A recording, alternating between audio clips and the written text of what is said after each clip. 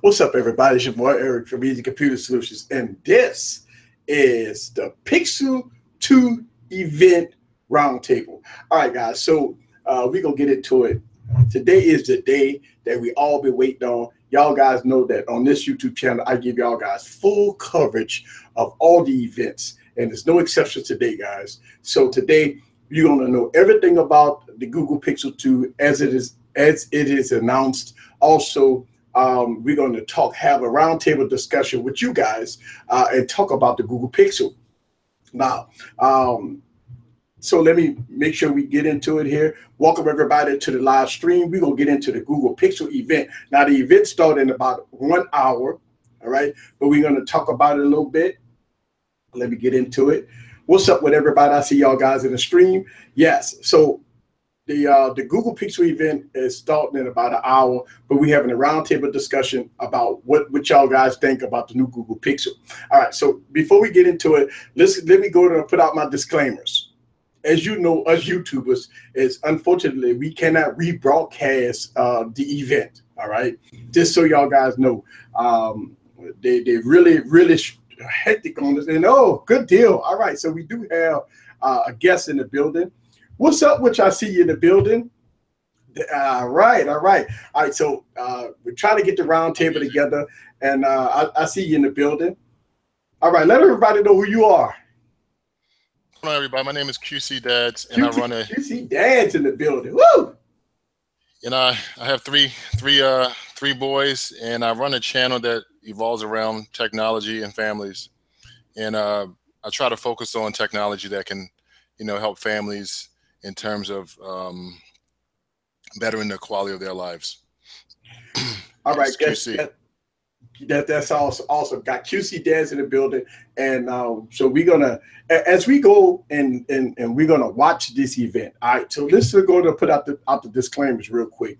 Unfortunately, I cannot show this entire event. All right, this event, you can watch this event on I believe it's called Made by Google. If you search Made by Google on YouTube, you can watch the entire event. All right, but this is designed to give you guys a full discussion on what we think about the Google Pixel and what we think about the Google Pixel. All right, so let's get straight into it. I want to welcome everybody to the stream. I see everybody coming along. Let me go on and give out my shout out. Deepak is in the building. Corby Hop is in the building. Lewis is in the building. Holiday, what's up with you in the building? Wayne is in the building. Let's see who else is in the building here. See a lot of you guys. Cliff is in the building. Nice is in the building. What's up with you? Y'all guys know I do these events all the time. All right, Mr. QC Dad is in the building. Let's talk about the Google Pixel and what you think about all the leaks in the last 24, 48 hours or whatever. About this Google Pixel. What you think about this stuff, man? Well, the rumors seem to be a marketing scheme that a lot of companies are using right now. So it allows bloggers and YouTubers like ourselves to really get the message out. And I think it's probably one of the most effective ways to do it versus, old traditional ways of TV and billboards and things of that sort. Right, and the thing about it is, like I say, when you look at it, you got the original Google Pixel, all right, which was pretty good. I mean, I actually liked the user interface of the Google Pixel. All right, I had reservations about the design, but I mean, the original Google Pixel, it was a very, very good device, and it was Google's first attempt and to kind of change the platform a little bit. The old Google Pixel, guys, again, kind of recapping a little bit. It was rated one of the highest smartphone cameras ever by DxOMark. That was back in 2016, of course, with the 12.3 megapixel camera. And as y'all guys can see, and one thing that I like that Google did was they give you unlimited storage for your photos and videos. That's very important for 4K content. So y'all guys can know that. But I did have reservations about the design. I did not like the design too much, but the blue was pretty exciting. All right, and I really do like the blue. If I were to and I got my my Google Pixel here, but if I really wanted another Google Pixel, that blue one would be the one I get. Really? And right now, the Google Pixels are cheap, man. I mean, the first generation they just did a big price drop, so that's good. But yeah, man, I'm excited to see some of the things that Google's going to bring to the table. So that's going to be awesome. That's going to be pure What are awesome. the what are the things you're most excited for, or from the rumors? What anything in particular that's got you excited? Yeah, actually, I got a few things that I'm excited about the Google Pixel, and let's go ahead and put this on screen here. Some of the leaks here of the Google Pixel. I'm excited that it's going to ship with Oreo, and which is nice. And you know, I don't know. I mean, I am not digging the colors, but these are some of the leaks here that I got here on the screen.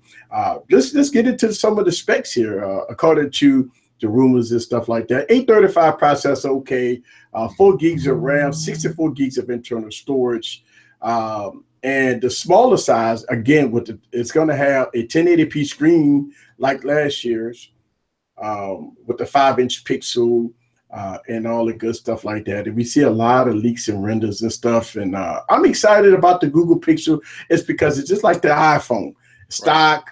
Yep. It's what Google intended Android to be. So but the prices again, here we go. The rumored prices is $649, $749 for 64 and 128 gigabytes of storage, which we kind of knew that already pretty much. And that's a good thing. I mean, I think it's still expensive for stock Android, but you know what? I guess we get over it. It's supposed to have the squeeze features with the HTC Sense that brought to the table. I'm still not digging the huge forehead and chin, but I think this is a rumor. I don't think that the Google Pixel will have a huge forehead and chin, but they did say it's going to have front-facing speakers on it. So one of the things I did not like when we look at the back of the phone, and I am not a fan of the design of Google, even with the first Pixel, but the at least the black one looks a little better. I don't know about this white and black one here, but I'm not sure. We're going to see. All right, so let's go and get into the aspect ratio. It's supposed to have a 6-inch display, 18:9 aspect ratio, like the V30. It's supposed to have the Edge Sense. It's supposed to have the Google Assistants, all the squeeze features and stuff. I mean, I don't know, man. I'm looking at this, and I'm looking at this, and it looks pretty good. I like the front-facing speakers. I think it's going to be pretty nice. I'm liking that, right? OLED display, right, on the larger one, and I think it's going to be IPS display on the smaller one. So I don't know. I mean, what you think about that? Yeah. So when I think of this Pixel 2, and I hate to do this, but I kind of compare it to what iPhone does with their S models. It's just going to be an S model. It's going to be a bump in specs. A little bit faster, a little bit better camera. The design, if you look at the design, it looks like they are kind of changing the design, but it's still reminiscent of the first Pixel. So I wouldn't expect too much. I will say that with the design, I think Google's kind of missing the fact that most phones are going bezel-less right now. So and if it is based off of a HTC phone, which I think it is, I think that's one of the reasons why it doesn't really have um, the edge-to-edge design that a lot of manufacturers are going with, like Essential and Samsung. I mean, I think the standard right now is probably going to be the Note 8 in terms of design. People are looking for that in phones today. And if you're offering, or if you're selling a phone at the price point I think they're going to come in, they might miss it. The one thing I think the Pixel probably has going for it is that camera. If they can improve on that camera or even keep it the same, I think they may have some opportunities to get some units out. Yeah. One other thing I think, and I don't think they're going to do it this time, uh, they need to not do the exclusive thing like they did with Verizon last year. Yeah. It needs to be on every single carrier. and have relationships with the carriers so they can get these devices out. Uh, there's some really hefty competition right now with the Note 8.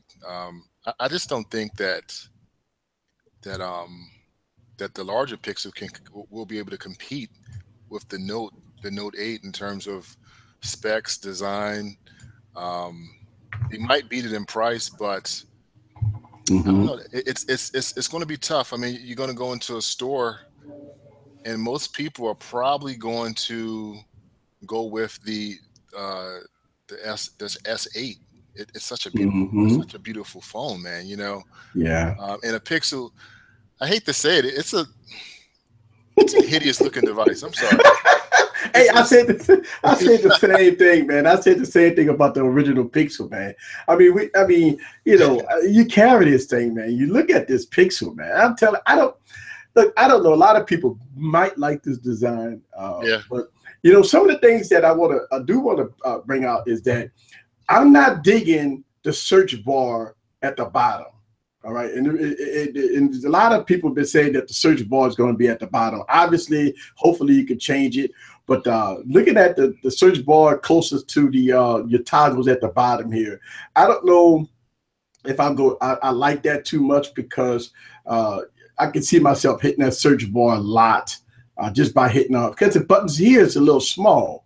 right. With the Google Pixel buttons and stuff like that, taking it that is going to be very small down here, and you're going to have that search bar, which probably could be, you could probably move it, but I don't know. But you know what? Isn't it with the Google Stock Launcher, you can't move the search bar. I'm not sure. Yeah, the Google Stack, you can't move that. So you have to go with a third party launcher on Yeah, that. you probably have to do Um, that. we've been critical here because, Yeah. now in 2017, we starting to see a lot of devices come out with new cameras. And let's look at the specs again. These are the rumor specs. It's the Pixel 2, the original Pixel is made by HTC. The Pixel 2 XL is made by LG. Operating system is going to be Android 8.1.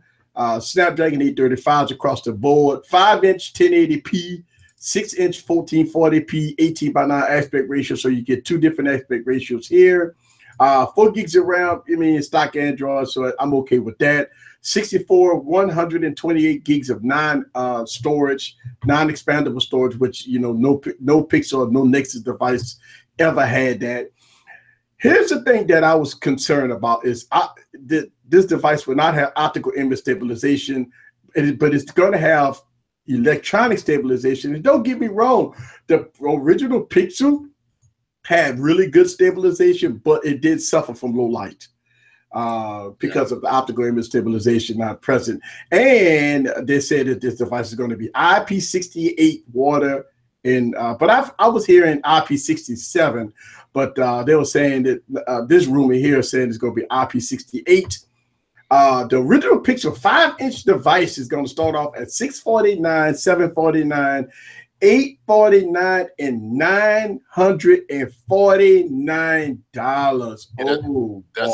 that's the Note 8 territory right there. That is a high price point for 128 gig stock Android device. That's going to be very expensive, guys. $800. Now, we had the same type of price point for the original Pixel last year, but oh my God, that's going to be top of line type of cash money. So get your popcorn ready.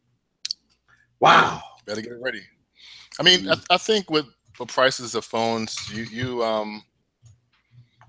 really got to think that this is where the prices of phones are going to stay in terms of high end. We have seen a dramatic increase on mid range and low end phones. I think even down Motorola might have a smartphone in $100 range, which is not a bad device either. But if you want high end, you're going to pay for it. Of course, easy. With all the phones that you have that um, you you're going to pay for if you want it, you're going to pay for it. I mean, I'm not sure how else to say it.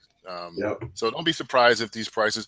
And on top of that, I know we were talking about this in another stream that a lot of times either the manufacturer or the carrier would do payment plans for people, and they're able to pay monthly for the device. And Yeah. kind of take it from that direction. And I think that's what a lot of the manufacturers and carriers are really betting on, because no one's going to, like you paid straight cash for your Note 8, right? You just But the good thing about the Note 8 is that, man, I tell you what I did was, Samsung, since I was a Note 7 user, right? yeah. So I got $400 off right off the bat for being a Note 7 user, right? Right. Second thing is that if I turn in a Note, I got 3 Note 5s, right? So there was an option to Hold on. Yeah, three. Okay. yeah, I got 3 Note 5s, right? So I turned in the Note 5 and I got more money off. So with all the bells and whistles and everything that I turned in from Samsung, being a Note 7 user, I got the Note 8 for $530. That's everything, including tax, everything. I mean, shipped to me, cash out the window, $530. Oh my God. That's like $1,000 phone, and Right. by far the Note 8 is probably the best phone of 2000, the best phone period. Right now, I make a lot of videos about some of the opportunities and some of the things that the Note 8 has. Right, I mean it's not. I mean every phone has its flaw, right? Mm-hmm. But when it comes down to the flaws versus what you get, the versatility is definitely a well-rounded device. So I agree with that. And let's see what the iPhone 10 is going to be about, later on this year. But it is what it is. But this is let's get into it. Let me see here. I actually have and I want to kind of give some more people disclaimers here, right? I'm gonna show people this that. If you want to watch this, the Google Pixel event, guys, all right? If you want to watch the Google Pixel event, you got to go to Made by Google channel. And unfortunately, I cannot show this due to copyright issues. Okay, I can't show this. If y'all guys in YouTube land, y'all kind of know how this works. And because we get spanked for copyright laws, rebroadcasting events and stuff like that. So, but yes, you can go to Made by Google on YouTube, and you could see this in its entirety. But we're gonna have a roundtable discussion because I got my iPad here. Okay, I got my iPad and here that I'm gonna play the event. Okay, and we go when QC Dad, you got your laptop. We go watch the event. Okay, so it ain't like we're not gonna watch the event. Then we gonna have the event playing, but we're gonna discuss everything about the device, everything that Google is bringing to the table. So this stream, guys, you don't have to wait to see how it looks, what we think about it. Y'all guys go comment. We go answer everybody comment on the stream.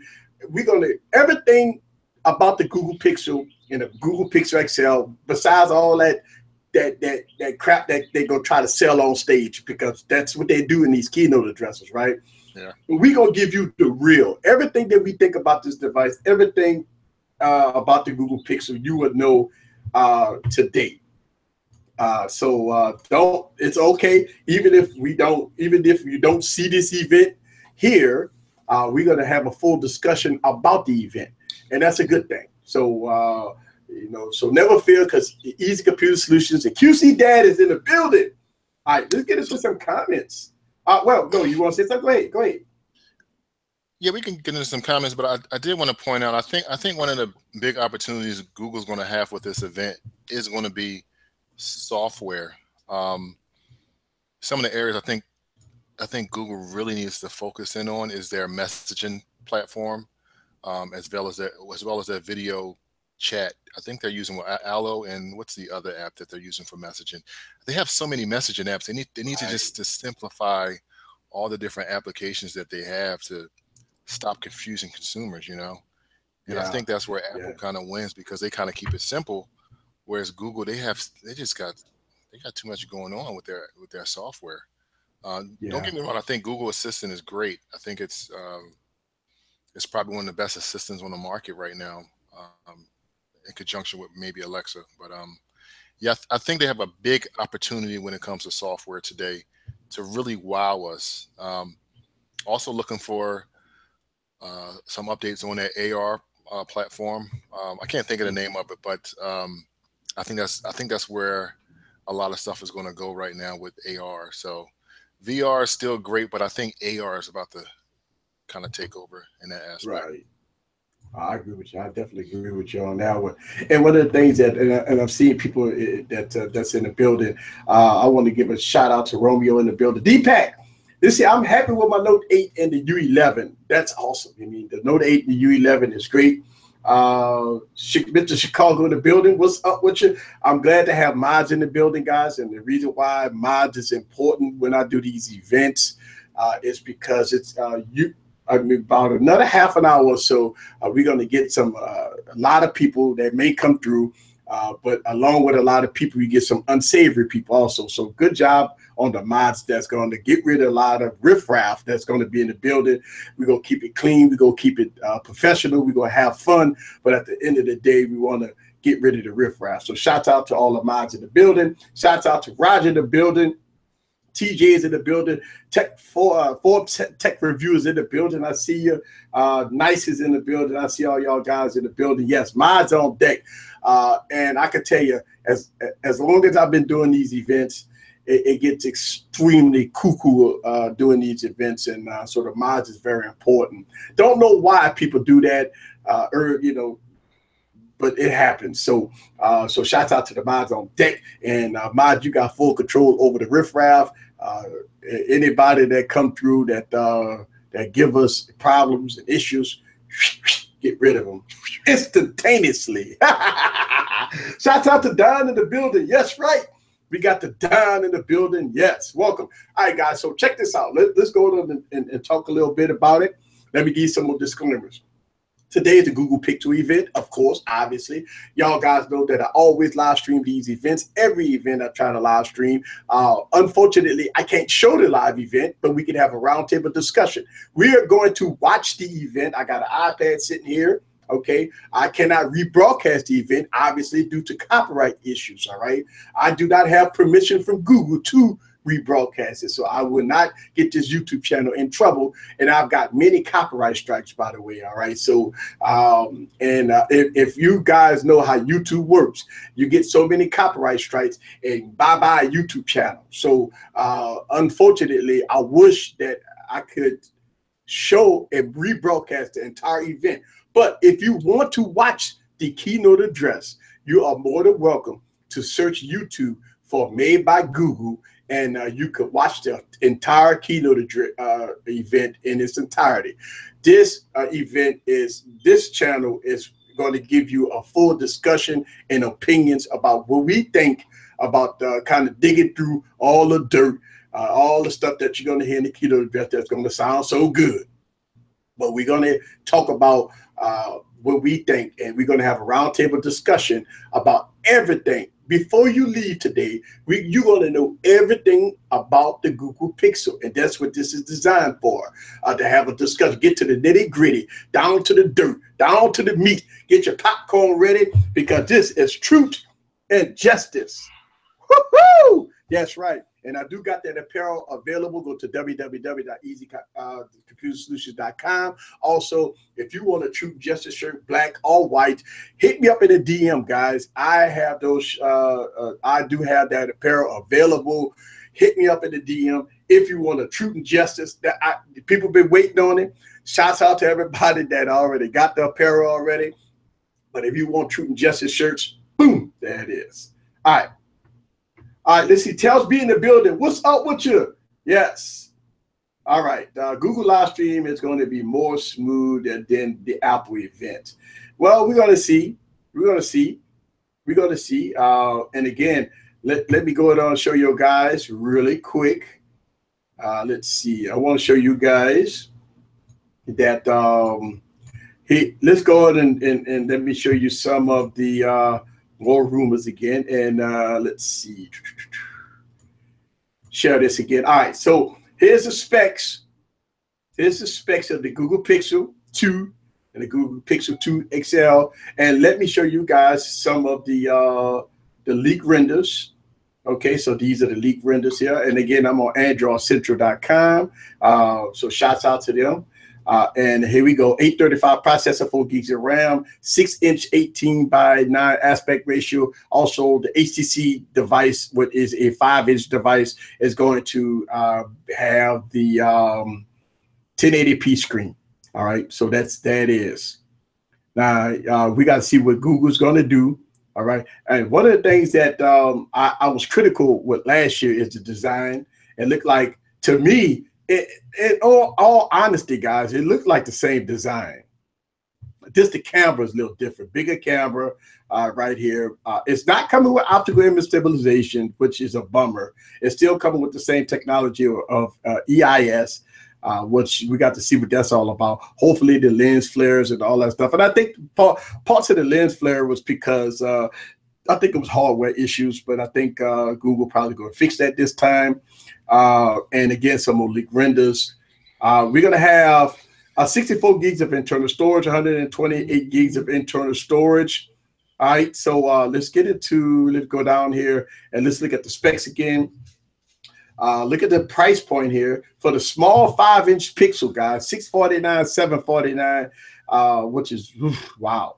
And the Google Pixel 2 XL is going to be $849 and $949 respectively. But we all get IP68. All right, we get the single camera. Look at that, single camera, front-facing camera, EIS, no optical image stabilization, 64 gigs of 128 gigs of storage. We get a 1440p screen with 18:9 aspect ratio.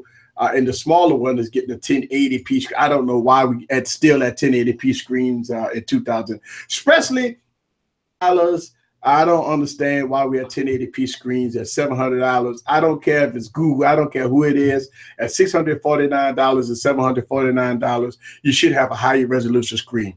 People can say what they want.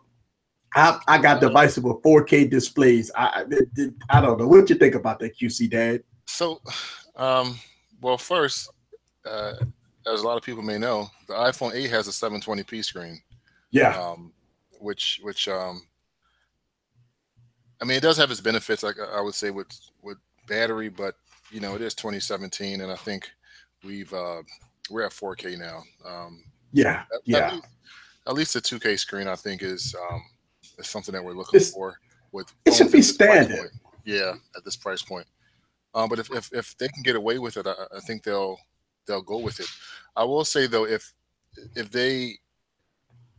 this one OLED? I can't. The big one's OLED. Oh yeah, I think the big one is OLED, and the smaller one is IPS, which is a bummer, man. Yeah, that's. I mean, it don't make no sense to buy the smaller Pixel.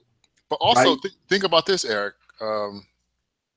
If you have never used a 2K display or, you know, a 1080p screen, you're not going to even realize that it's not that good. So, but again, I mean, you can get a phone for $300. I mean, what is it? The OnePlus, it has a nicer screen, you know. So, yeah, 1080p at that price point, it kind of sucks, you know. But you know, if you can give me better battery life, I think I'll take it, because at the same time, you really got to think, right? So, and I talked about this in one of my videos where all the major carriers, particularly in the United States, are throttling you to 1080p. Yeah. So it's like, well, what can I do? I mean, minus the UI would be in 2K, I guess. What else can I do at that high resolution? You know, not much. So, you know. And you know, Don makes a good point here. And I can concur with that. I got an Exxon 7, right? And I always like to throw this in there. I got an Exxon 7 with a 2K display. And I Right. mean, come on, X-On 7, you could get that for like $300, right? Hmm. With a 2K display. And it got a Snapdragon 820 processor, 4 gigs of RAM, all the bells and whistles, right? So I think if ZTE can do it, that's the thing. It kind of it makes you feel like bad. Like if ZTE, no disrespect to ZTE, because ZTE is a great company. ZTE came a long way from being the bargain basement devices. They are making premium device. Look at, they may be the first one to come out with that foldable display, right? Hmm. So ZTE, thumbs up to them. ZTE to me is the standard when it comes down to 2K displays at a cheap price point. Say what you want, the display on the X-On 7 is gorgeous. So if a company like ZTE can give you Snapdragon 820, 4 gigs of RAM, all better build, front facing speakers, 2K display at a $300+ price point, I think that everybody could give you a 2K display and all the bells and whistles at $600 and $700 and $800 price point. That's my belief. Shout If out, the shout, XL7 can do it, they can do it. Yes. yeah, shout out to Sean. He was talking about the DAC. Is the device going to have a DAC? Uh, I doubt if it has a Doubt it. DAC. Google's But not made for audio. I mean, they're going to have but front facing the bigger speakers. question is it going to have a headphone jack? Ah, wow. You know what? Rumor has it that that the Google Pixel would not have a headphone jack. Ah, all right, cool. That's going to be pretty interesting. Pretty interesting. I don't know. I mean, headphone jacks.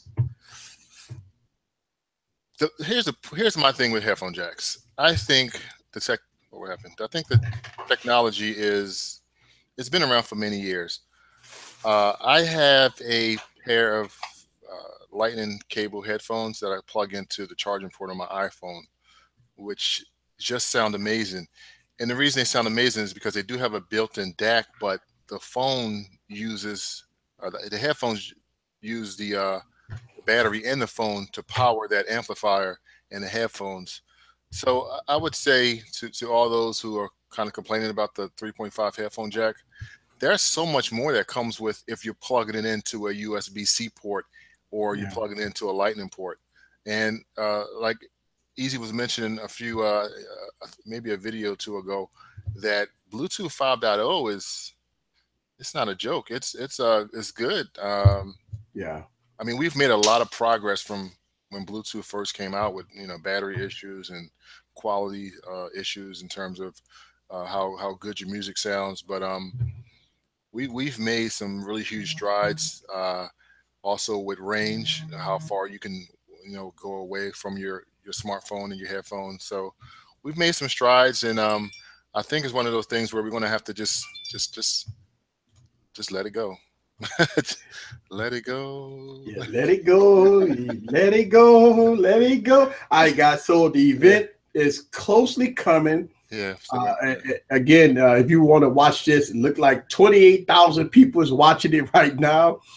This is the Made by Google event. If you want to watch this entire keynote address, you can head on over to Made by Google. But I want you to stay here. But I always know that people always come on this YouTube channel a little later and say, hey, why are you not showing the keynote address? So I always like to throw this out there a little bit. If you want to watch this entire keynote address in its entirety without a discussion panel, you're more than welcome to do that. But here, we're going to have a discussion panel as we watch it. Okay. And you're more than welcome to stay right here, and you can have a second window open and you can watch it with us and have a discussion. And we're going to get to the nitty gritty. Right here, True Justice. We ain't gonna play around with it. This is how we do it. QC Dad. This is how we do it here on this YouTube channel, man. One of the things that I like doing here on this YouTube channel, man, is getting to the nitty gritty, man. We gonna have some fun. We have a good discussion about it, and go from there, man. That's the whole thing of how we do it over here. While we wait, just wanted to give a shout out to. I want to kind of pass on my condolences to those families who lost loved ones in Las Vegas. For the last couple of days, I've really been trying to stay away from the news because it's been so depressing to watch. But my condolences definitely goes out to all those families out there. Yeah, you know what? Yeah, man. It's a tragedy, man. You know, I actually talked about this on my Monday morning hangover, man. The whole stream was almost talking about what happened in Las Vegas, and um, man, it just, you know, we've having, you know, 2017 had the last couple of months has been very tragical. I mean, what's going on in Puerto Rico, what happened in Houston, what happened in Mexico with the you know, and what happened in Florida, Yeah. and now what happened in Las Vegas. It's just one of those things, man. We getting terrible news after terrible news, and things are just happening. So, I mean, I don't know if this is a sign saying that, hey, y'all got to get it together, man. You know what I'm saying? I mean, I remember when Katrina happened, man. I was here for Katrina, and man, you talk about full devastation. So yeah, I can imagine what the people of Puerto Rico going through, especially the people of Puerto Rico, with the whole island being totally destroyed. Um, you know, so I can imagine, you know, living through Katrina and stuff like that. So, man, our shots out, our hearts and prayers go out to the people in all these terrible disasters that we've been having, you know, in the last couple of months or so. Yeah, this is the Google Pixel event, guys, and this is how we do it right here, Easy Computer. So I got my man QC Dad in the building. Hey man, let me tell you something, man. I actually like your background, man. I like what you're doing on your channel, man. I like that. Very, very smart, very intelligent, man. You know, it's always a pleasure to have you on. But I like this background, man. You got it going on over here, man. I like spice it up a little bit, you know. Yeah, look, you got your Mac with all that with that wrap on it, man. Look, I got to do something with my Mac. Hold on, let me get my Mac, man. Yeah, I got that dragon skin from Yeah. Debo. I just love it. Yeah, it's. Yeah, I got to spruce up my Mac, man. You kind of, you know, hey, Mac's in the building. I miss that Mac. I love the LED Apple logo, man. It's just like, why did they take that away from the new Macs? But you know, I guess. Yeah. Oh man, change. I love that. Oh yes, man, this is gorgeous, man. It's iconic. Yeah. But they got rid of it, so. I like that dragon skin though. That's pretty neat. It's good. It helps me from, you know, I don't drop my my Mac. I don't really take it out too much, but when I do, it has really good tactile. So. But, yeah. So Holiday made a comment in here, and he said about wireless charging on. I doubt it. Seriously doubt it that the Google Pixel will have wireless charging, but we will know in about 20 minutes as we get into the event. Now, look, here's the thing. It's so crazy. Just how this event is going to be, right? The event going to start off and they go basically talk about stats, you know, the future of Google. So it's going to be like more of a 20 minutes worth of, you know, kind of talking about, you know, the company and what the first Google did, Pixel did. And it's kind of the same format with all these keynote addresses, guys. It's kind of painful to watch, especially if you want to get into the nitty gritty. Yeah. They always kind of make you wait 20, 30 minutes before they reveal the new Google Pixel, the new device. So that's going to be probably the same thing here, right? They go, you know, Apple does it, right? I mean, how long it took for Apple to talk about the iPhone 8 and the iPhone 10? I mean, we was about an hour and a half into the keynote address before they talked about the iPhone 8, right? So the same thing applies here. I think you're going to see 20 minutes or 20, 30 minutes of this kind of them going through how the Google have been here, how the Google Pixel has evolved and stuff like that. And when they revealed it, we already know how the design look. I don't think there's going to be anything different from the leaks that probably Googled and leaked with the Google Pixel 2. I think what we want to know is the features and functionality. That's basically it, right? We know the price. We know how it's going to look. We know the big one's going to have an OLED display. We know the small one going to be 5-inch. We know this already. All this is out the window. We know the specs. We know everything. Only thing we want to hear is, you know, what new features that Oreo 8.1, now it's coming with 8.1, is going to bring to the table. Also, when is the device going to be available? Right. What carriers? And we've heard that the XL is going to have a 3,200 milliamp battery in it, 3,200 milliamp battery in it. So that's about basically what we want to hear is features. That's why I like to have these roundtable discussions. It's because we already know everything about the device. I mean, the keynote address to us right now is going to be like blah, blah, blah, blah. But we're going to get into the nitty gritty. You're going to know everything about the Google Pixel right here on this channel. And me and QC Dad's going to make sure that you're going to hear everything underneath the sun, what we like and don't like. And we're going to be answering y'all guys' questions. Holiday say, will it have AR? Well, guess what? Google have had Project Tango for years. Will it have AR? Yeah, I don't know. What you think? You know, one of the things also with this event that I think we kind of breeze past is what other products are they going to announce? The Google Mini or something, Google Home Mini. The one thing I'm really excited about is, and I think I've seen some chatter about this. It's been kind of quiet though. Is Oreo on the Android Wear? I think the LG Sport may have a beta version of it out there somewhere, but I'm interested to see what they can do with the Android Wear. It's been kind of quiet. I like the platform. I think if they can just get more developers on board. I mean, right now I think Apple's kind of playing catch up when it comes to the smartwatch arena. Yeah. As you guys know out there that Android Wear, no, not Android Wear. Yeah, Android Wear and Android Wear has had 4G. They've had a couple. I think LG might have had a 4G phone, a 4G smartwatch, but they've been doing it for a while. So if they can deliver maybe a new watch today, that would be kind of cool. Because you know right now the LTE Apple Watch it's not doing so well. Also, we got the Google. Probably going to see some new Google Homes. We may see, and I'm thinking what we're going to see. I think we'll see, because everyone knows about the Google Home Mini, but I'm guessing we'll see maybe a high-end Google Home speaker. I think Sonos might be doing something, if I call correctly. Google Home is. I love my Google Home. I just learned that we can make phone calls on it, so it's Google Home is good. Google Assistant is good. We may see something, a set-top box maybe. What do you think? You know what? Here's the thing. I think the reason why Google's probably doing this Google Mini and this speaker and stuff like that is because of what Amazon just did, right? Yeah. I mean, yesterday, or day before yesterday, Amazon just released some updates and some new product saying that you can make phone calls with the Alexa and all that stuff like that. So, I mean, Google don't want to let Amazon pass them up on this. So Google is coming out with their own version and saying that you can make phone calls and all that stuff like that on their devices.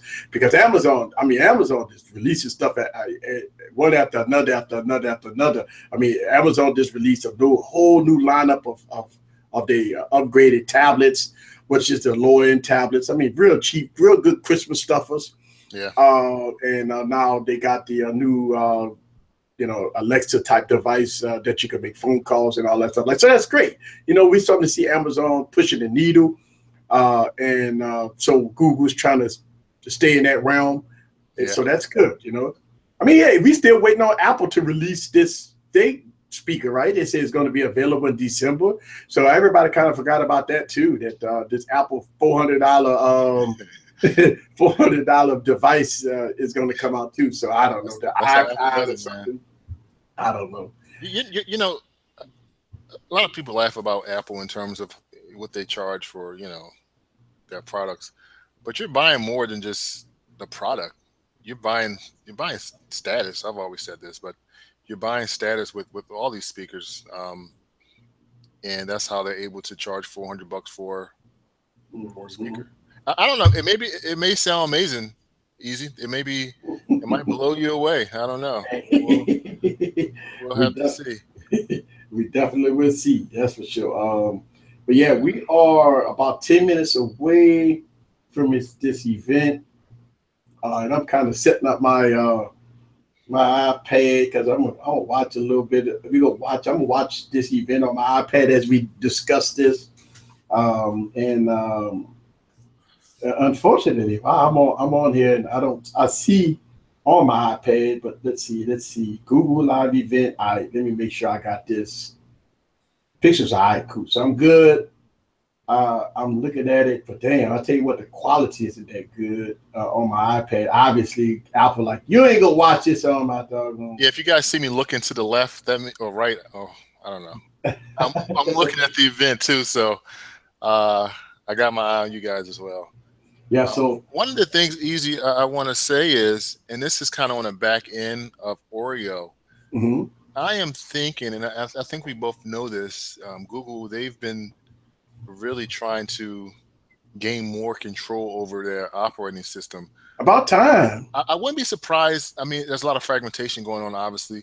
I won't be surprised if in Oreo they really start to implement things to kind of limit manufacturers like Samsung to customize their software. I believe that Google wants to be at a point where it's 100% pure Android out there, you know. Right. I won't be surprised if we start to see more of that. And as you know, like if you look at your Note 8, they've really toned down on the skin. You know, it's not much. I mean, you think about if you compare it to like maybe the Note 3 or Note 2, where it was overwhelming. It's like, oh, jeez. Touch with sounds and like, what is this? I don't need all that. Just give me the phone, give me my applications, and leave me alone, Samsung. But they've really toned it down with the Note 8, and I applaud Samsung for that. I'm guessing they've really listened to their customers, and they kind of toned down on the skin. So I agree with you. One of the things that I've seen with Samsung, right, with the Experience UX 8.1 that's on the Galaxy S8 and Experience 8.5 that's on the Note 8, right? It is a total 360 from 2016, right? From the Nature UX or TouchWiz or whatever it's called, right? I think Samsung has really worked on the operating system, got rid of all that cartoonish crap, got rid of all them sounds every time, all the water drops and all that stuff. They got rid of all that stuff. They got rid of, I mean, come on, it was terrible. Every time you pressed a button, you got bloop, bloop, bloop. That was terrible, right? So Samsung got rid of all that crap. They really optimized the operating system. I can tell you, I said this in my video that I just dropped a couple of days ago, that the Galaxy Note 8 is by far the most smooth experience, fluid experience that I ever had on any Samsung device. The Note 8 has it's something about the fluidity of the Galaxy Note 8 that is by far that you could tell that Samsung really paid attention to detail, and I don't get any hiccups, any stuttering, or anything as far as performance. Now, I can tell you this, like, think about this. It's weird. I see a lot of YouTubers do this, and they try to take the Note 8 and compare it to like the OnePlus 5. And then obviously the OnePlus 5 is going to blow the Note 8 out the water when they come down to speed. Well, when people make those videos, which I haven't made those type of videos, speed tests and stuff like that, it's good to see how fast the OnePlus 5 is, which is great, right? But when it comes down to features and when it comes down to everything underneath the sun, the OnePlus 5 is like, don't even come close to what's inside of the Galaxy Note 8. So when we talk about it's fast and fluid on the Galaxy Note 8, is it going to beat like devices like the OnePlus 5 when they come down to app opening and going through the OS? No, right? I mean, us Note users, we know this already. But the tons and tons of features that's inside the device, I will take that over the speed of a device that doesn't have anything in it versus having a packed device with S Pen support and stuff like that. So I'm not knocking the OnePlus 5, but I do see a lot of YouTubers do videos in comparison about when they open up an app, they open up fastest on the OnePlus 5 versus the Note 8. And a lot of people say, did I tell you that the OnePlus 5 is the best device since sliced blade? And I say, well, the OnePlus 5 don't have an S Pen software. It don't have edge features. It don't have this. It don't have that. You know, I mean, the cameras could be subjective or whatever, but you know, I mean, it got a quad HD display. I mean, you know, the list kind of goes on of what's inside the Galaxy Note 8 versus the OnePlus 5. I really do see a lot of videos that people post. I mean, what's your thoughts about that? He went away. All right. So I'm just saying that, like, when people, you know, and look, everybody make videos. I make videos, comparison videos about a lot of devices, and I can sit up here and tell you that when it comes down to stock Android, when it comes down to OnePlus devices, those devices are made for performance and speed versus features. And that's okay with that. A lot of people that like stock Android, you're going to get a very fast device. It's going to be fast. The Google Pixel is going to be fast. The OnePlus 5, OnePlus 6, OnePlus 3s, and all that stuff like that, those devices are going to be fast. We know this already. It don't even make, to me, I already know if I pull out my OnePlus 3T and put it against the Note 8, the OnePlus 3T go probably beat the Note 8 when it comes down to opening up apps and just like that. But when it comes down to features, when it comes down to everything inside the device, Google, stock Android, and Pixels and everything else doesn't come close to what's inside all the software that's inside of the Note. I see that, but do you see that a lot? That's floating around YouTube. A lot of people like to make comparison videos as far as speed with the Note 8. Yes, there are two different operating systems. I will say that I think iOS is more optimized than Android because Samsung's kind of the middleman. But yeah, I don't really like those comparisons because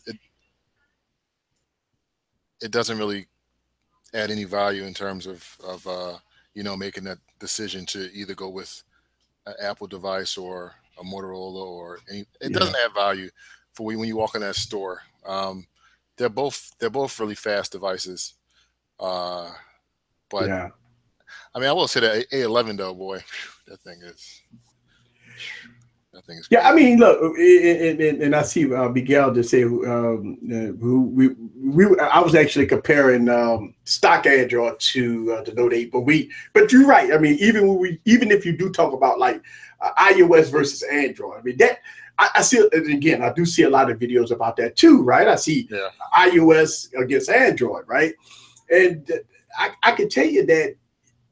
I don't know. I mean, you got two different operating systems. You got two different types of animations. You got an iPhone is more of a stock like the Pixel, like OnePlus 5 versus the Galaxy Note. I don't know. A lot of people like to make it. Look, nothing wrong with it in so many ways. To me, I look at, okay, on the Galaxy Note, if you're going to do a comparison video with the Galaxy Note, I maybe compare the cameras, you know, stuff like that. And, you know, now, we've heard that the Galaxy Note has gotten a 94 on DxOLED mark, right, along with the iPhone. So the iPhone got a 94, the Galaxy Note got a 94.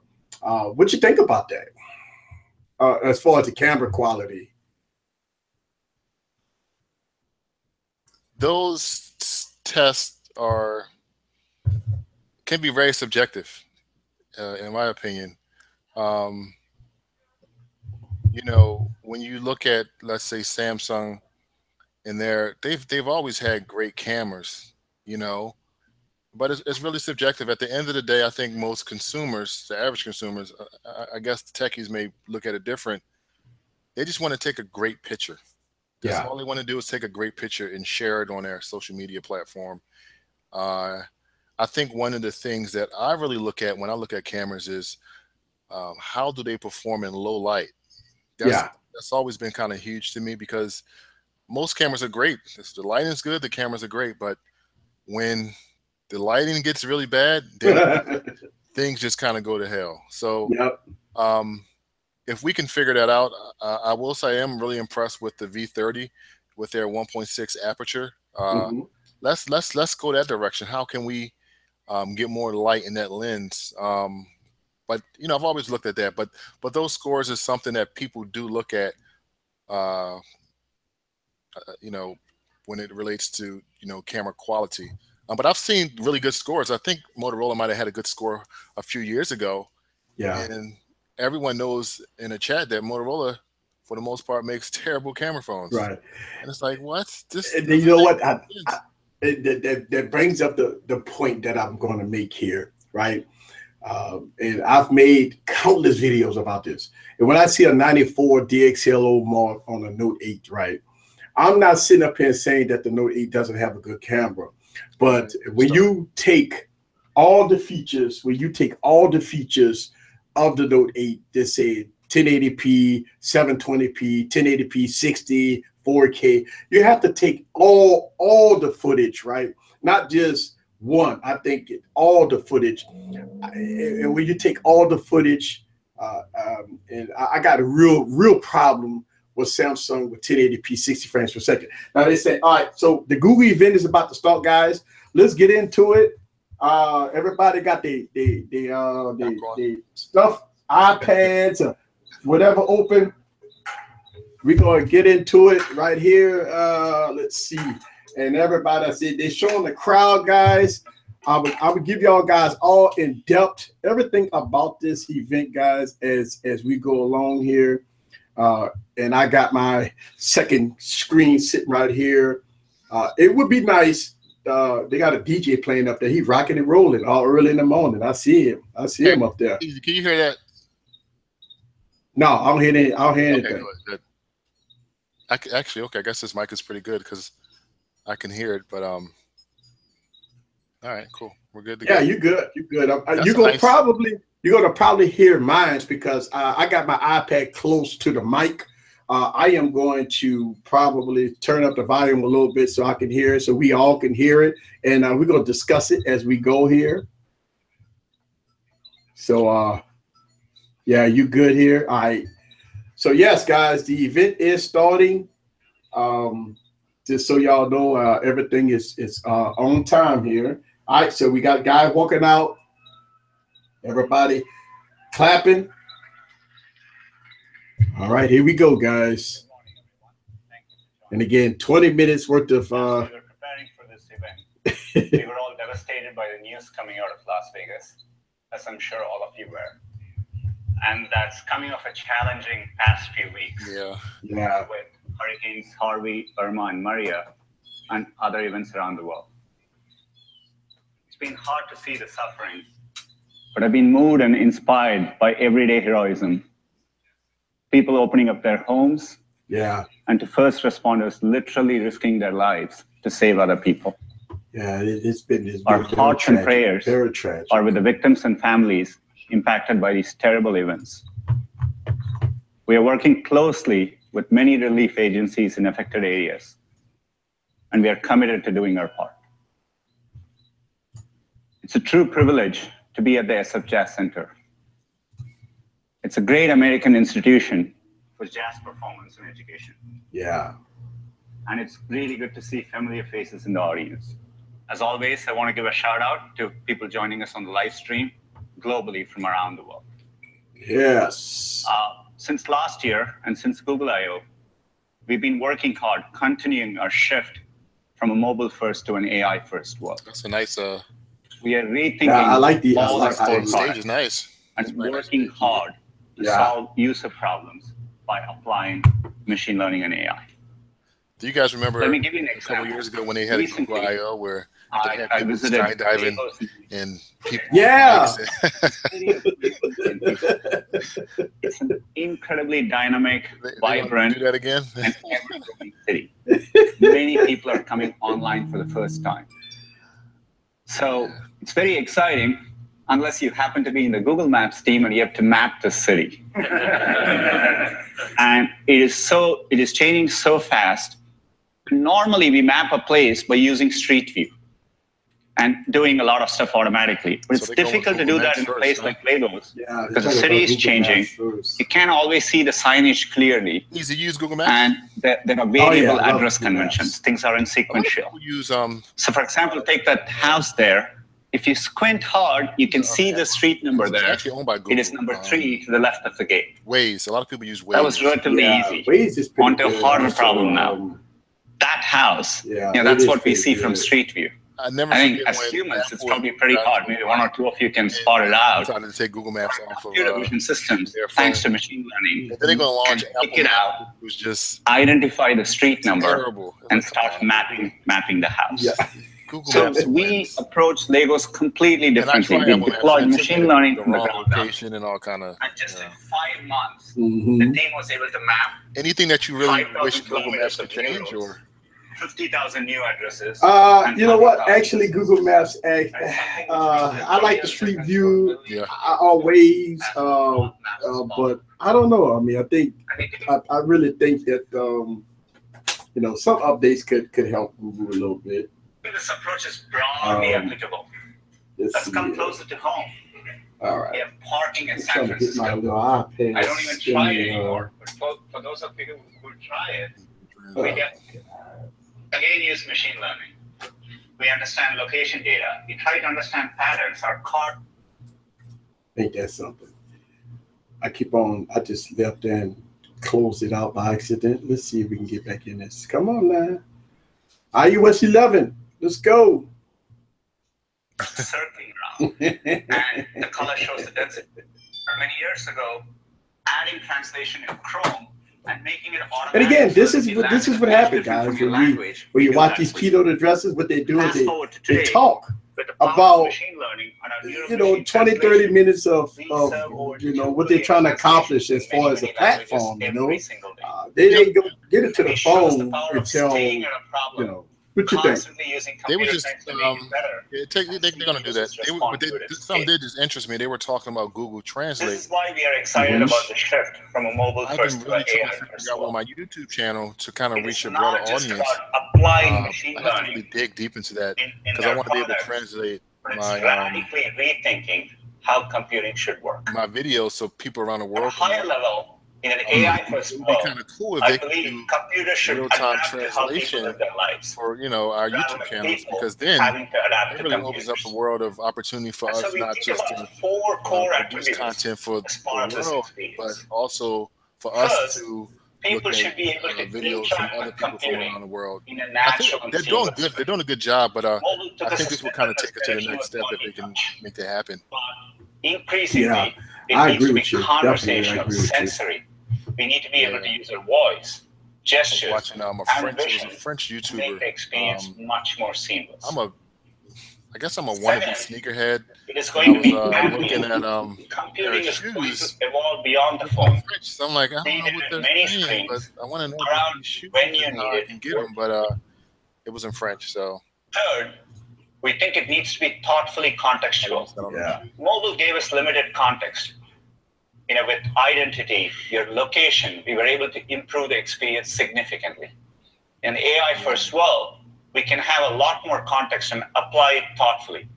For example, if you're into fitness and you land in a new What are city, your thoughts we on can suggest running routes, AI and any robots? gyms nearby, Do you and welcome Scary, elderly man. moms. Scary, welcome man. that, or In my case, being a do you, vegetarian, having a weakness for desserts, do you want no maybe parts the of right it? restaurants for me. It's scary, man. It's scary. I'm gonna tell you. Finally, but most important of it all, I'm scared about it because I don't think we can control robots the way they're trying to do it.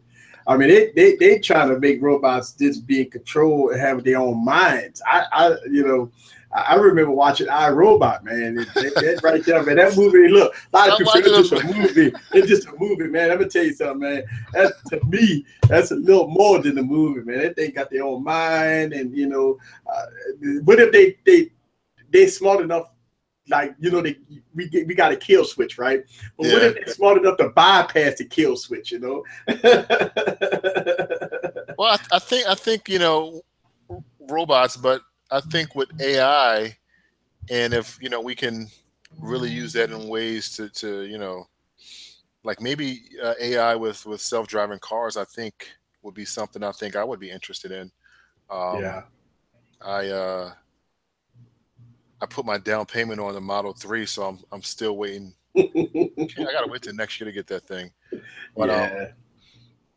you know, it is kind of scary, and I think it's scary to us because we're older.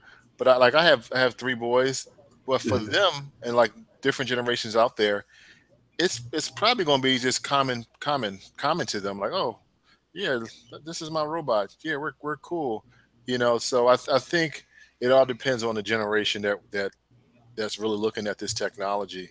uh I'll tell you a quick story. When I was a kid, maybe I was a teenager, online banking was introduced, and my grandfather was terrified of it. It was so funny.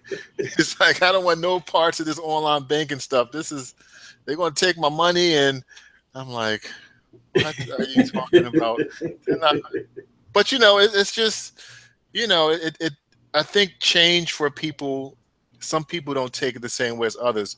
And I always tell Right. people out there who are not as techy as we are, is you don't have to completely 100% embrace it, but you got to have some kind of understanding of it. You know, you can't Right. just totally ignore technology. So Right. I think that's what it boils down to. And you know, one of the things with the first Pixel that I really liked was the fact that it had that 24/7 support. If you guys remember that, Right. you could, Right. you know, get questions about, you know, your phone. You didn't have to go in no user manual. Or Right. I think Amazon might have did something too like that. But you know, I think that's where it really starts to get, because you want to reach a broader target audience. And if someone's intimidated about your product, then guess what? They're not going to buy it.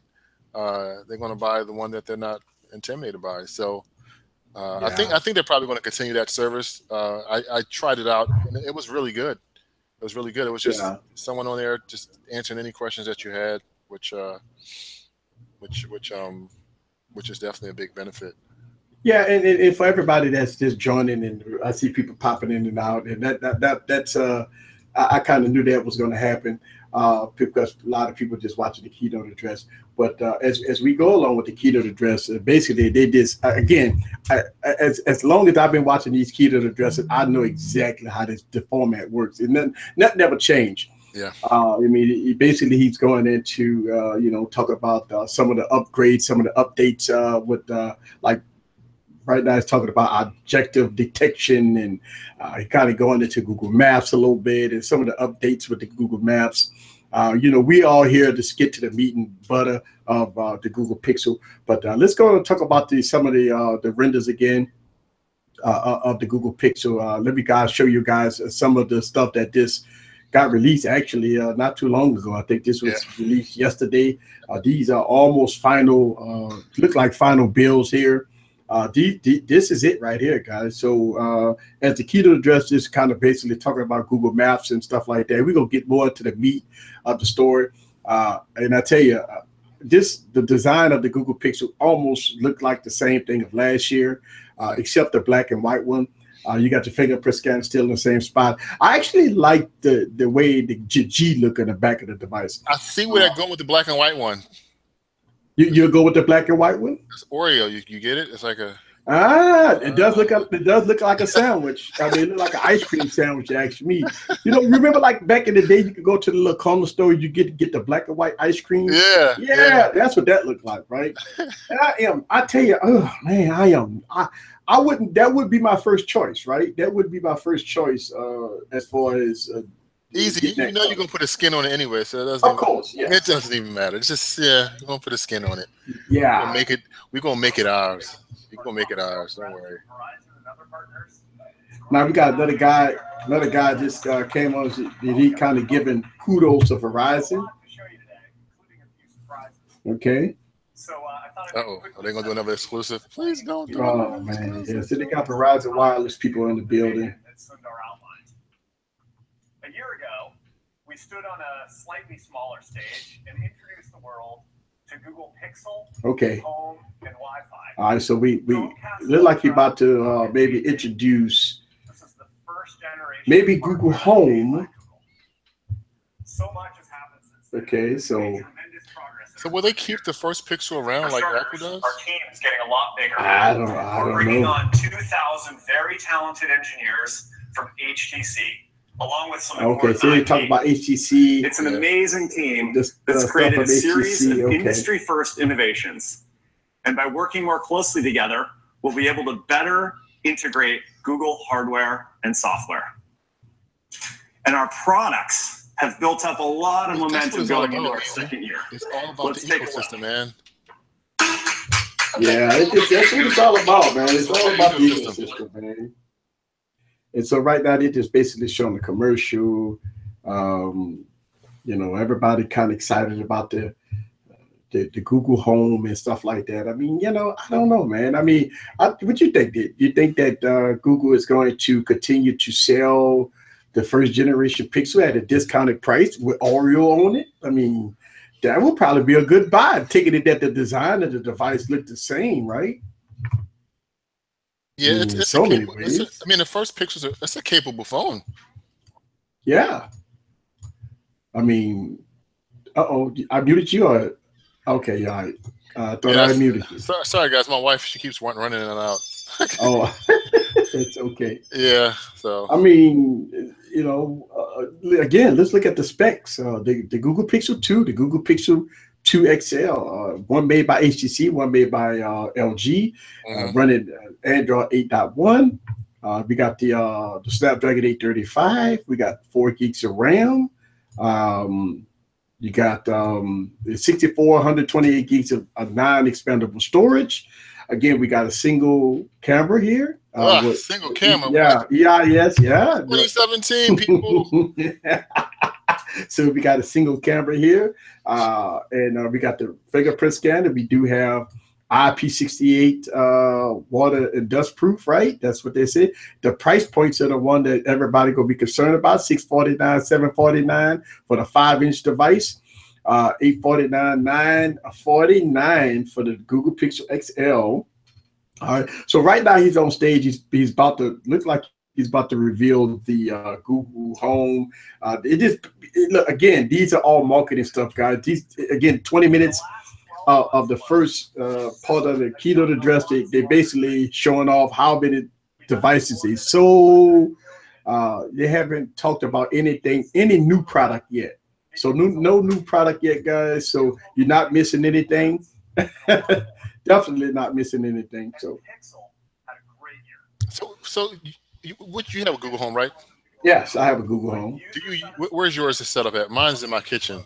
Mine's set up in here in my lab right here. Yeah, okay. So I have it here. I like to listen to some music, man. I'm a great fan of you know, Lil Wayne, and I like to listen to Lil Wayne, and I like to listen to some older but goodies. So when I ask Google Home to play some Lil Wayne, and man, it's instantaneously, man. I love it.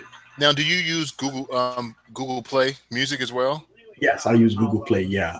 Okay. I got all my music. I like how it's to Google Play. Yeah. It's set up where if I ask it to listen to music, it will just pull right from my playlist, which I like a lot. It's pretty cool. I also like the fact that if I ask Google Home to play a video on my Chromecast, next thing you know, it's playing on my. It's just amazing how this voice assistant is able to execute your commands in a really timely manner. It's something that, and I hate to keep bringing up Apple, but it's something that just Siri just can't do. Right. Siri just, he need to go back to school. I don't know. He's actually kind of taking some stabs at Apple a little bit. As I said last year, the next big innovation will happen at the intersection of AI, software, and hardware. Smartphones might be reaching parity on their specs, but as we just heard from Sundar, we're seeing huge breakthroughs in the kinds of experiences we're able to deliver to users. Yeah. He makes a good and it point all there. starts with reimagining hardware from the inside out. AI and machine learning have helped us to do this across our products. It's just like, for one, Pixel completely revolutionized the end-to-end photo experience for users and removes all of the hassles.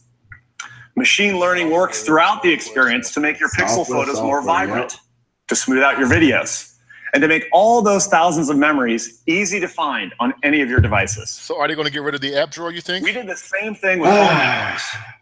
Google Wi-Fi uses machine learning not only to keep your signal strong, but to reduce Wi-Fi congestion. While you're moving throughout the house, your router is intelligently transitioning your devices to the best Wi-Fi place. Because I don't put anything on my screen. It's like that wallpaper, right? It's like I like just the wallpaper, and so I use my app drawer even in a noisy room. for my apps. Our deep learning capabilities and neural beamforming help Google Home locate the source of sound and hear you accurately. Yeah. So we can do with just 2 microphones what others normally need 6 or 8 to do. Tell me whether. And this is what it means to design hardware from the inside out. It's this combination. Yes, my RSS feed, so I can get all my news in one place as opposed to going to different websites. But yeah, normally those 2 widgets I want on my home screen, just so I can kind of see it at a glance. Yeah. So I'm gonna go on. Let's go on the Google website here. Okay, let's go on the Google website, and right now they don't have any. They're not talking about anything new on the Google website. Yeah. So it's just the same thing here, guys. They still got the original Pixel on the Google website. Usually, when the keynote addresses start, they usually slap the new device here. So they're still kind of broadcasting the old Google Pixel. So nothing new here. I got a prediction, guys. Prediction coming from QC Dads. Here's a prediction. You guys ready for this? I think they're going to beat the iPhone X to market. Well, yeah, they got to do it. They got to do it. I mean, they just have to do it there, right? They got to beat them to market, yeah. They're going to beat them to market. Now, I heard the XL is going to be delayed. Did you hear about that? I heard that too, but oh, man. It's I don't know. Today we're going to show you how we're creating a family of products that are there. I don't know. Let's see. That's what everyone's going to want. Everyone's going to want the XL. But we're going to start. Yep. So we got some people on here saying that. So what's your next? Let's see. Not a HTC fan. Bad quality internals. Looking at this here. Is that LGH? LGH, yeah, LGH here. All right. Ooh, this is nice. I was going to sell my Pixel. Chicago's is saying that you can get up to 415 if you turn in your old Pixel. That'll be well. You know what? That's what Samsung did. You know what I'm saying? That's the thing that Samsung did to try to get everybody with the device, right? Yeah. So that's going to be pretty good. You know. Let's see. They're saying we won't change hardware. So a lot of people that's watching the keynote address right now, they're talking about Google Home. All right. They again 15, 20 minutes of nothing. But right now we're 20 minutes in the keynote address, and basically they talked earlier about the Google Home, and they talked about Maps. We haven't saw any new product yet. They're just basically telling you some of the future things that they're going to do with the software, with the products that already exist. So, hey, what watch is he wearing? What is that? That's let's see what kind of watch he's wearing. That looked like a, I don't know. It looked like a ZTE watch. I'm not sure. You know, the ZTE came out with that new watch, or the LG watch. Okay. It might be the LG watch. It does look pretty good though. It's a smartwatch. Hey, there might be a Google watch. You never know. That might be one more thing, right? The watch Pixel. I don't know. The Pixel watch, right? Let's see. Applause is dumb with events like this. You know what? Sometimes I've actually talked to some people that said that the applause is like it's rigged a little bit, right? You got people in the front. Every time they say something, they have to applaud. Like some of the applauses is rigged. Like, yay! People stand up and be Hercules. And like people looking like why these people applaud like that. But yeah, I think some of the applause are rigged. Yeah, it's just to kind of balance things out. I haven't tried it yet, but I think I'm gonna add some applause to my YouTube videos. Yeah, like yay! Look, shout out to Richard in the building. He said Google is useless and comical. Well, I know Richard was gonna come through. Let's see. Google just heard you say that, so yeah. Let's see. Mr. Chicago said, yeah, $415 for the Google Pixel XL 128 gig, $400 for the Google XL 32 gig, the regular Pixel 300 and 325 respectively. LGH said that you're on Google services right now. You realize that, don't you? So that's in response to Richard saying that, yeah. Can't help but laugh. So yeah. If you got an Android device, obviously you got Google services integrated with your device. So hopefully she might come on here, and because we're on the third presenter here, so hopefully she will talk about this Google Pixel stuff right now. No Google Pixel yet, guys. So again, we get more of this. 30, 45 minutes worth of, enhancements of product that's already existing. So, So that, but you know what? As long as I've been watching keynote addresses, right? It's one of those things that I go through this all the time, especially when I broadcast them live, right? We sit up here, people sit up there and be like, oh my God, can you get to the hardware already? But this is what they got to do. I mean, they got to talk about some of the things that's going on with the company. This is an opportunity because they have maybe 2 keynote addresses a year. Google Home Mini. Yeah. Look like we're about to get to the Google. So hold on. So we got SA Plus Boss in the building. What's up, man? Yeah. Richard in the building. Yeah. YouTube is all Google has, nothing else. What? We were just talking about Google Maps. Yeah. Google Maps, Google Assistant. Here we go. They just announced this. Hold on a second. Let's see if we can get this in the picture here. Let me see if I can get this on here so y'all guys can see this. All right, here we go. All right. So they talked about Google Home Mini, guys. So just be advised that I got a little small delay going on. They just announced the Google Mini. So y'all guys can see this. This is the Google Mini. All right. What you think about the design of this thing, man?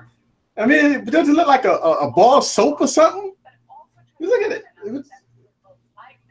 It looks like, I don't know. I don't know what you think about that. I mean, look at that. It's circular. I mean, you know what it looks like? One of those things that women use to put their foundation on.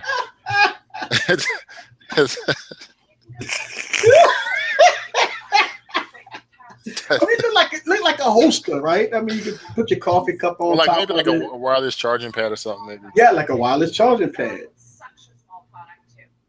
Yeah. I mean, I like the texture though. Yeah, it does look pretty good.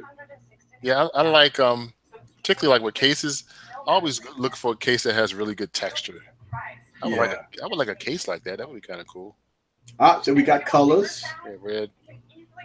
And I think this is going to come in at about $50 if I recall from the room. Yeah, I think so too. Yeah, this is going to go, guys in the chat. This is going directly at the Amazon. Yes. Dots, right? Because the Amazon Dots is cheap, right? And you can make phone calls and all that stuff like that. So this is the direct competition against that. So just so y'all know, room pictures. Yeah. Nightstand. I want to know how it sounds because, so don't you think I like the Google Home? Yeah, I like it, but I don't think it's loud enough. No, that's why I think they're going to launch probably next. They're going to give us a high-end one. Yeah, because they have to. They can't ignore that $400 one Apple's going to put out. They got to be ready for it. But while we're talking about Google Home, so I got a question for you, and maybe people in the chat maybe can answer this question too if you have a Google Home. Is it something that you could give up now? Google Home? I don't know. I couldn't. I can't give it. I like the. Yeah, I need like it. I really. I so they, It has to stay in my house. So they just talked about the price, and again, I'm a little behind here as I'm showing this. $49. So it's kind of showing some stuff here, but the $49, that's going to be the price of this new Google Home, which we already knew about this already. So we already know about this already with this Google Home stuff, right? So we are there. Yes. Can you plug it into another speaker? I'm guessing you can, probably. Nah, it's for $50. Probably not. $50. They probably ain't gonna do that. Yeah, and I don't know about you, but my iPad just went off. I'm still running. You still running? Okay. Let me see if I can turn mine up a little bit. I got two displays set up here. Oh, okay.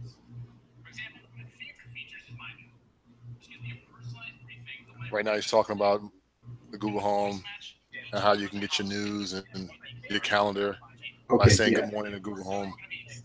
Can you guys hear that? Yeah, I'm back up and running. I see it now. Yeah. Okay. Yeah, for $49, guys, for the Google Home. Just so y'all know, it just they just talked about it.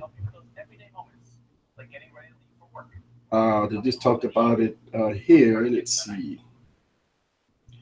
So I'm actually they got several streams showing this here. Oh yeah.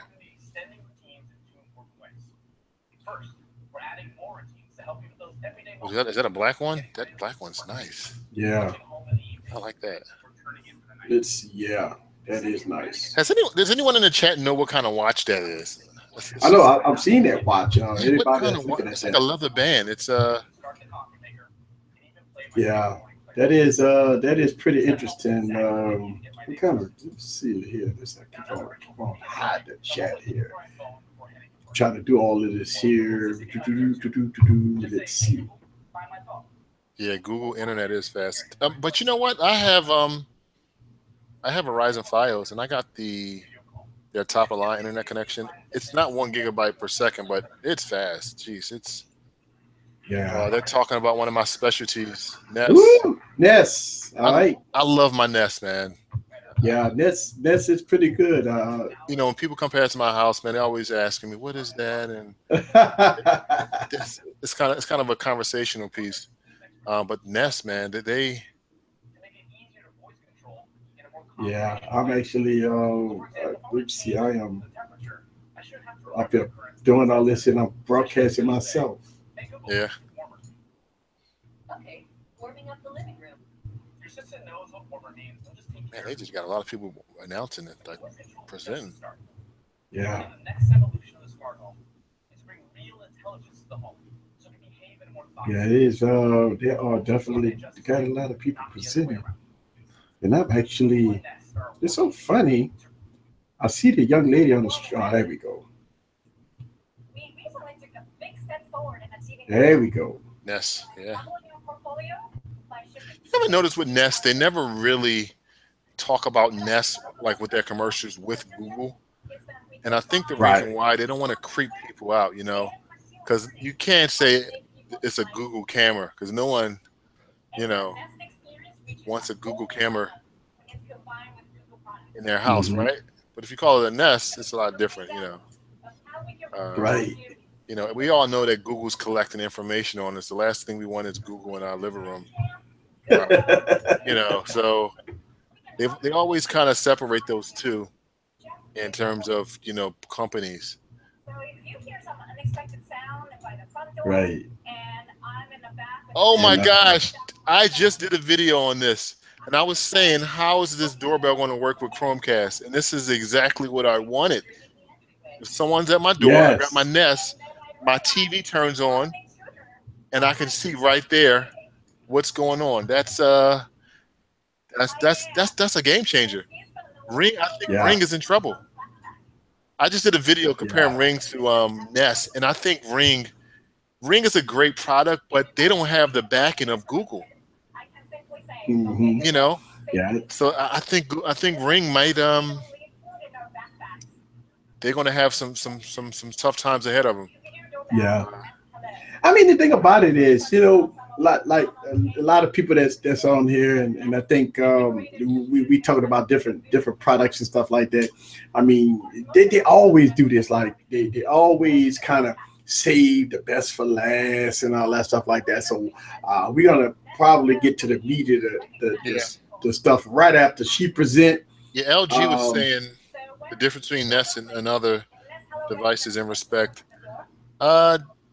Well, there's other smart thermostats out there, but like we were talking about earlier, it's all about the ecosystem. Yeah, that's what it's about. If I can say, hey Google, turn my thermostat up to 85 degrees, you know, it's all about the ecosystem at the end of the day. And you know, how do these products work with each other? Oh, great. Oh, Google shush. Yeah. Say, look, I heard when you said the hotkey. I knew somebody was gonna, you know. Look, I'm glad I got the headphones in there. I can imagine my Google Home is gonna click off. But yeah, let's see. Richard saying that Ring, has been around much longer. So you're saying Ring has been around much longer. I guess longer than Nest. So nah, I'm sorry. That thermostat's been out for a while, I think. Like since, I want to say, if I recall correctly, that thermostat's been out since 2011. That learning thermostat, but I don't think Google owned Nest at that time. Yeah. Maybe Ring has been out longer. I just got my Ring maybe about a year ago, I think. My Ring doorbell. I have the front. Yeah. He also said nothing Google does whatever matters to Android users collectively. 85% of the Android platform is owned by Samsung and Samsung users. I mean, look, don't get me wrong. So look. To his defense, I don't know the percentage of Samsung users, but you're right. I mean, a large quantity of Android users have Samsung devices, but Samsung does release a ton of devices: the A series, the Galaxy series, the Note series, and the S series and stuff like that. So you're right. I mean, when you look around, you only see two kinds of devices. You're going to see Apple device, and you're going to see a Samsung device. So us techies, you might see a V30, you might see a Google Pixel. I mean, but that's going to be the techies. I mean, I could put money on the table and say that the average consumer will probably never get a Pixel.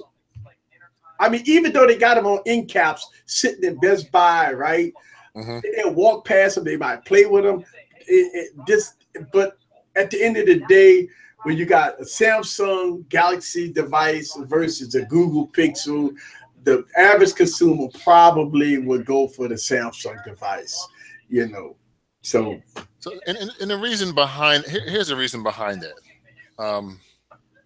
And I have family members. Well, actually, I have one family member. Most of my family is Apple, but I do have a couple Samsungs out there.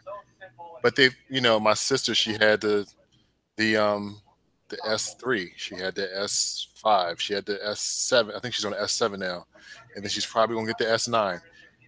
When people don't like change, they want to keep things the same. I mean, easy. You've had all the notes, you know. Yeah. You probably gonna take a note to your grave. You know, it's just we're used to a certain kind of device, and not to say one is better than the other, but we're used to little certain things about the UI, or I can do this, and you feel right at home when you take that device. When you turn that device on, you feel at home, and I think that's where it's at. So you're right. I don't think people are gonna buy Pixels. Right, and the thing about it, you got to think about this too. Look at the Samsung ecosystem. As a Samsung, right? If you got a Samsung TV, right, that means you got all kinds of integrated apps that integrate you with the Samsung device, right? So that works out towards any Samsung user. Again, You got smart switch. I mean, you got a lot of things that integration between a Samsung TV and a Samsung device. And then you got to think about it like this. The average consumer has a little more trust in Samsung versus who is Pixel. First of all, it's one of those things about, okay, Google Pixel, right? And you're like, okay, I like Google, but I don't know about a Google phone, right? Only us techies, like I go for a Google Pixel because it's stock Android, right? Same thing applies for Apple. If you got an Apple TV and you got an iPhone, it all works together. So you talk about the two major companies that have total ecosystems up on each other, right? You got Samsung TV, you got Samsung hubs, you got Samsung, all this here integrate with the phone, the TV, everything dealing with Samsung. So when you look at the Samsung ecosystem and the Apple ecosystem, is it, would you get the Pixel? If you get the Pixel, that means you have to get the Chromecast and stuff like that. So you think about this too, right? So, you know, with Samsung devices, you get everything underneath the sun. I mean, you get all the features and everything. I mean, you get waterproofing and all that stuff like that, right? Then you get SD card support. Pixels don't give you SD card support. Remember, Apple don't give it to you either. But, I mean, you think about this, right? If you're going to pay $1,000 for a phone, Samsung give it to you, right? You get SD card support. You get the best displays on the market, right? You get all the features underneath the sun, right? If you want a device with an S Pen, that's available. I mean, you get everything with a Samsung. You get top of the line specs. You get everything with a Samsung. Here we go. Here we go. That's it. This is the new speaker. This is a big one. Oh, it's a big speaker. Okay. Oh. Ooh. All right. Let me see if I can show this. Hang on. Let's get into it. Ooh. Woo. Look at the woofers on that thing. Yay. Let's see if we can get some broadcast here. Let's look at this. Let's look at this. All right, guys. Look at this. Woohoo. All right. Now, this is going against Apple, right? This is definitely going against Apple. Absolutely going against Apple. Come on. What am I doing here? Let's get back into it. You can hook up two of them. Yeah. Awesome. This is awesome. This is direct competitor. They are going. They're going. Woohoo! Hey, think about that for a second. The Google Home Max. Hey. Oh boy. Oh boy. Oh boy. Oh boy. Oh boy. That's what I'm talking about. How much? Woo! Man. I guess $199. Say hello to Max. Max. Oh, that's a cool name. I like it. Yeah. Yes. You know what though? I'm noticing that they're not putting any cameras in these like smart devices like Amazon. That's interesting. Yeah, I know. Look at that. Look at those woofers. They got woofers and custom tweeter, 4.5-inch driver, dual drivers in it. Okay, look at that, guys. All right.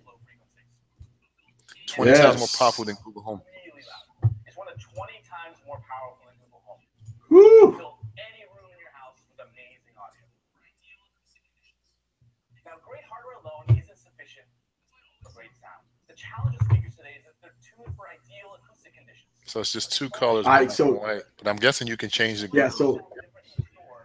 So they definitely going in direct competition with Apple with this one, right? Did not. Okay, we know that's gonna probably give you the best sound, right? How about the price? This is what I'm talking about because we were talking about this earlier, right? As far as the sound, right? The sound. I need louder speakers. That's gonna be pretty good. All right, look at that. Is it hi-fi sound though? Will this connect to my Wi-Fi network? With smart sound, we automatically tune the speaker to correct for this effect. Okay. Blah, blah, blah, blah, blah. Yeah, we know it's gonna be good. We know it's gonna be good. Hey, good. Look, guys. Look. First of all, I wanna apologize that I can't really show this stuff. Like that's why I'm showing snippets of this because of copyright issues, guys. So this, please be patient and be advised that I'm showing stuff here that I really can't show, but I'm taking risk here. So just want y'all to know I'm taking risk by showing this stuff because of copyright issues. All right, so that's why you see me showing a snippets of it, and then I turn it off, and then I show a snippet of it, then I turn it off, because you actually can show what, maybe about 30 seconds or so, then turn it off before you get slapped with a copyright claim against you. So just so everybody knows, that's the deal. You know, hey, that's how it is. That's how it is in the YouTube world.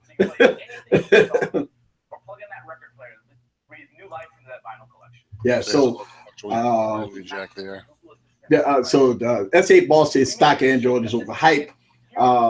Flexible wireless charging. Can't wait for the new Samsung S Elite Duos. Wow, he said all kinds. Gee whiz. That's a long name, Mr. Chicago. I wonder who made that speaker. I don't know. I don't know. Max is designed to be incredibly versatile and fit action in your home. You can stand it up vertically, place it horizontally, whatever makes sense for your space. I don't know. Its base magnetically pops into place. So if you change Max's orientation, there aren't any rubber. You know, speaking about speakers and voice assistant, did you guys hear that? Was it Ford?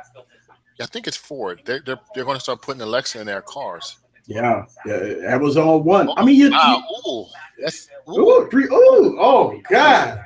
Woo! Woo! Look at that price. Woo! Wow. 400, guys. $400. Same thing as Apple. All right, so that's not coming out till next year. That's the price, $399. That's a lot. Well, that's higher than Apple, right? Same. I think it's the same price. I thought Apple was $349.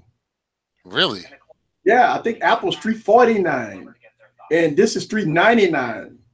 Okay, so right, so we got a price here, and if I'm not mistaken, Apple is $349. Oh, what's this? Diplo. Oh, what the heck? Diplo. I'm a producer and a DJ, so I'm not classically trained, but I'm obsessed. Oh, well, Diplo's a producer. Oh, okay. Right. Okay, we got it. All right. Yeah, I mean, look, it's so exciting, man, when you see all this new product, man. Yeah. So here's the thing. I mean, it's not coming out till next year, though. It's not coming out till next year, man. I mean, why even talk about it if it ain't coming out till next year? Oh man, I mean, what's the deal with that? Next year. Next year, man. So I hear you, Easy. Next year, it's forever. But I will say this: when it comes out, it's going to be good. I think a lot of times we and I hate to throw a shot at the Note 7, but when you rush your products, things like that happen. You know, you want to make sure that it's ready for the market. Yeah. Don't rush it. I as a YouTuber, I try not to, but sometimes I want to get videos out. But I want it to be the best it can be, the best that I have the ability to do. And I think if it takes them to next year, then so be it. Everyone likes the Google Home. At least I know I like the Google Home, and I think the Max is going to be is going to be good as well. Yeah. But it better sound good for 400. It better sound good. It better 400. Ooh. Yeah, as you talk about that, I'm about to Google this. This, what is this Apple? What is Apple's call it is, right? Home. Apple. I don't know. Apple iHome or something. No, it's, it's Apple iHome. Yeah, I'm Googling it, and let me see here. Apple iHome. All right, let's see. HomePod. It's called the HomePod. Okay. Yes. Okay, Apple HomePod. Okay, hang on a second. Let me see. The HomePod is going to have Siri. Available in December.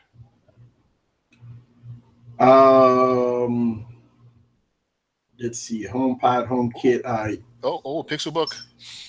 Ooh, wee. We gotta get to some Pixelbook. Woohoo! All right, here we go. Oh my goodness. That is a Here we beautiful. go. That is beautiful. Yeah. It still has that pixel design though. Yeah. All right, so Pixelbook, guys.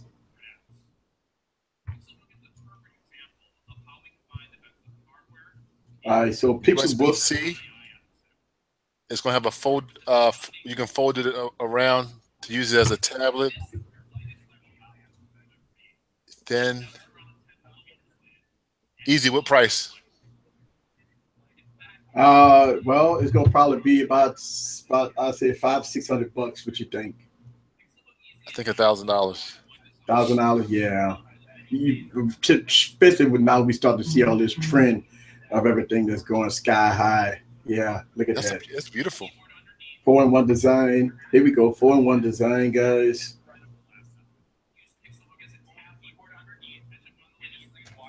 All right. So we got a foldable. Where's the pen? That's what it's missing, right? Where's the pen? Because that Samsung one has a pen. Yeah. Pixelbook.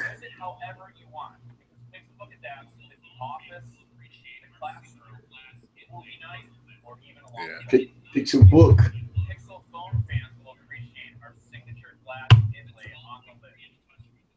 Is it going to have cellular built in? That would be nice. Yeah, that'd be nice.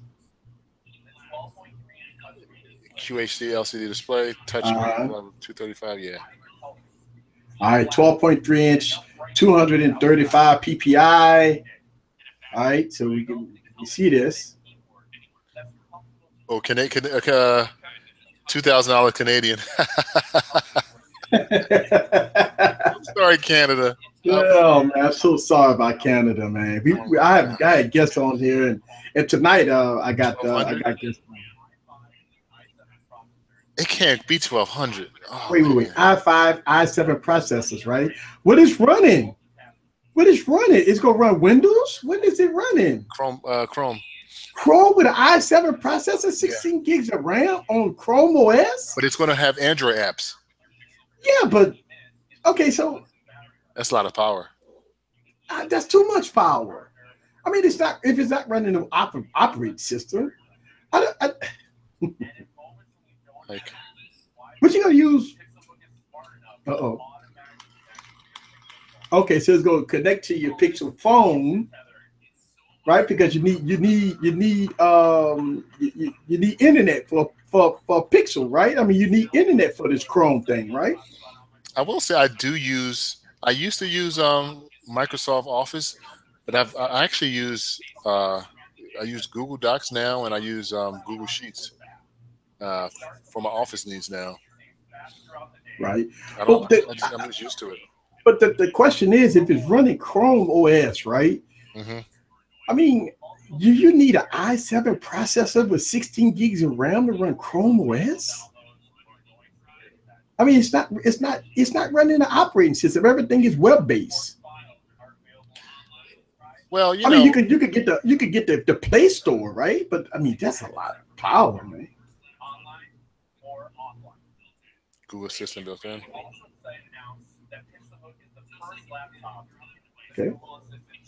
Okay, so the Google Assistant built in, right? So, all right, so he just basically talking about the device, right? All right, so my question is this it's always been my question about Chromebooks, right? I mean, I've seen no pen, man. No pen, right? No pen. This is the biggest question I always had about Chromebooks, right? Since it's not running a Windows or it's not running in any kind of Mac OS, right? It's running more of a phone OS, right? So it's kind of it's a Chrome OS, right? Mm-hmm. But it's web based, and but i7 processor with 16 gigs of RAM, just one of those things that like, God, it's a lot of power to run a web based operating system. You think? Yeah, but also you got to think also the i7 is just not about power. It's about efficiency as well. Yeah, So, efficiency, yeah. you know, oh, there go. The pen. Oh, they got a pin. Oh, yes. Oh, they got a pin. Oh, yeah. Oh, yeah. Oh, yeah. We got a pin. Easy. Get your credit card ready. Yeah. I'm all in. I love this. Look, Google Pin, book pin. That's what I'm talking about. Oof. You got Easy's attention now. All right, you got you got my attention now. Yeah. You got my attention now, right? Okay. Because I actually, man, you know what? In the business realm, that I actually use a pen a lot. I use a pen for a lot of things, and it's good to see that it does have native pen support. That's a big deal, man. I like that. I like to have this native pen support. You know, for me, I don't know about a lot of for all the people out there who have kids. My kids' school, they use Google to communicate with parents and everything like that, and for kids to access their homework and things like that. So I'm thinking this would be a good option for my kids, so they can, you know, get their homework done and have a pen. They can do math and things like that. So this is it's a big deal here. This is huge. This is huge. This is huge. I won't be surprised if I start seeing these in schools. Yeah, I think it's probably gonna be targeted towards schools at this point. Yeah. Whew. All right now. All right. I'm getting excited. Woo-hoo! Is the pen going to be included? That's the question. You know they always screw us up with that, man. $100, $100 for a pencil. Yeah. Of course, it got to support Google Play. Yeah, of course. I mean, it got to support Google Play. That's got to be a given at this point, right? Let's see. Somebody said that there's an i3 more powerful than the i7. All right, so somebody said i3. Let's see, for videos and heavy Android apps, the Pixelbook Pen Cafe in the building. I see you in the building. So yeah, touchscreen, all the bells and whistles. I see y'all guys in the building. I bet the pen is separate. Probably so. Yeah, I think it's gonna be separate. It's gonna come in at probably $89 or $100. Yeah, you know that's how they make money. They make money on accessories, man. That's how they do it. Let's take a look at how Pixelbook will fit. Uh-oh, here we go.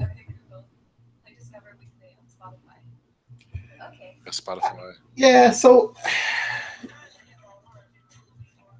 that's the thing that I'm talking about, like right there. I mean, what is he doing? Video editing?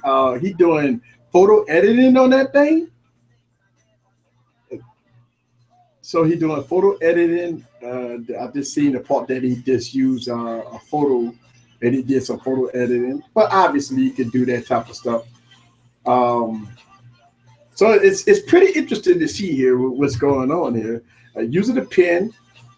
Wow, is this going? You think this might be a competitor to the iPad Pro with pencil support? Yeah, because you can't put it against a Surface, right? You got to put it against the iPad Pro because the Surface running Windows. But definitely got to be, and it would be nice if somebody figured this out to put the pencil in the stylo or something. Like it has to be like there, right? It's probably gonna be a magnetic connection. Yeah, I think it's gonna be a magnetic. Are they competing with Dex? Somebody said they competed with Dex. I don't know. So someone said 1,200. Someone said no, I said 1,000. Easy, you said 600, right? I said 600. I mean, but the i7 processor. Yeah, you might want to up that a little bit. Yeah, i7 processor. Ooh, I was on point. Boom. How much? 1,000. Oh. And the pen is 100. Oh God. Oh. Did the pencil cost $99? Jesus. Yep. Oh my God. Oh man. Oh man. So $1,100, guys, for Chrome for Chrome OS, guys. Woo! Jeez. Yep.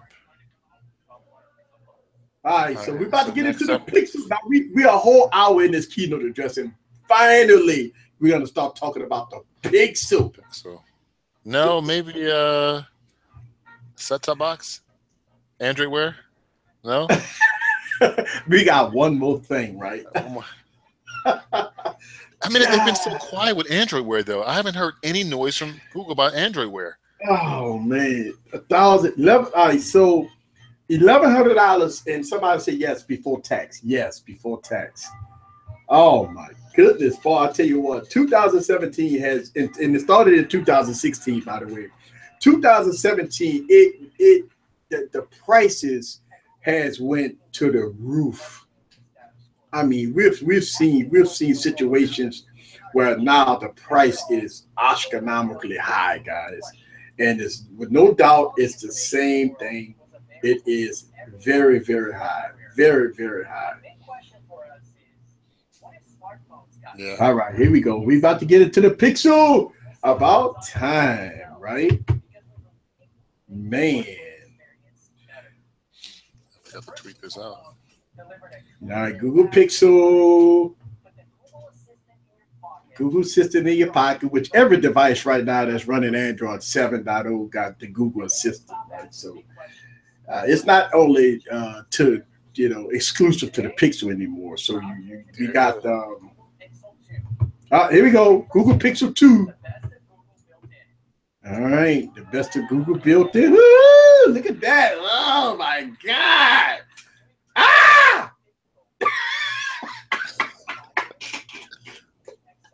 Show us those thick bezels. Go ahead. They're going to show it to us. Oh my God. Oh God. For the best photography.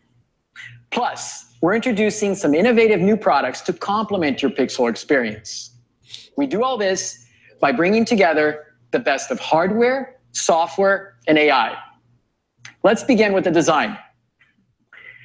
We've evolved the Pixel's iconic look to be even bolder. Yeah. The all-aluminum body with a premium hybrid coating gives it a sleek and clean profile. The soft sculpted back with a distinct sideband feels comfortable and secure in your hand. The refined visor is made of sturdy, gently curved colored glass and transitions seamlessly into the metal body. We've placed a fingerprint sensor where your finger naturally falls. It's extremely accurate, secure, and it unlocks faster than any other smartphone. We also added a small pop of color on the power button for a bit of playfulness. Wait a minute. That's a power button? Over on the front, Pixel 2's front-facing stereo speakers are precision-tuned to deliver the perfect balance of volume, clarity, and frequency response. We placed them so you can comfortably watch videos in landscape mode without muffling the audio with your hand. The bezel's thinner, though. If you prefer headphones, use your existing analog headphones with the included adapter. Or your digital USB included adapter. For the highest resolution audio all the way to your ears. No headphones. Avoid cables altogether with your upgraded Bluetooth 5.0 support and hi-fi codecs. Hi-fi. The smaller 5-inch Pixel 2 features a full HD OLED display. And it's as smart as it is beautiful. The display intelligently selects which specific pixels to turn on, leaving the others perfectly dark for a 100,000 to 1 contrast ratio. Wow, we got front-facing twice speakers. the resolution and more than 10 times the contrast ratio of phones in its category with LCD displays. Pixel 2 comes in 3 colors, kind of blue, just black, and clearly white.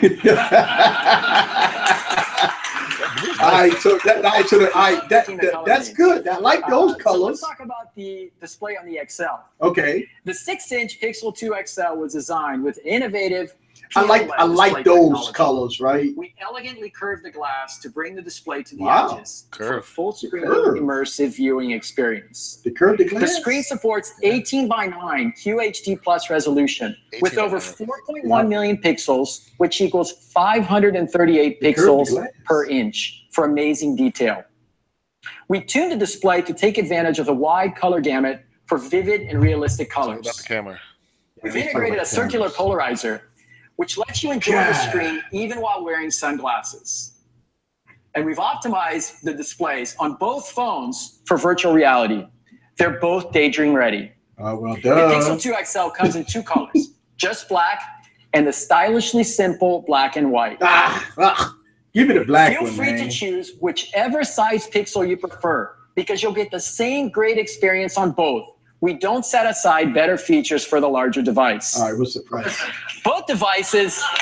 Oh, slap that apple. Oh, you see, you heard me just slap that apple. Devices are IP67 water inductive 67 and have instead an of all-day 68. battery that charges super fast. You get up to 7 hours of charge in just 15 minutes.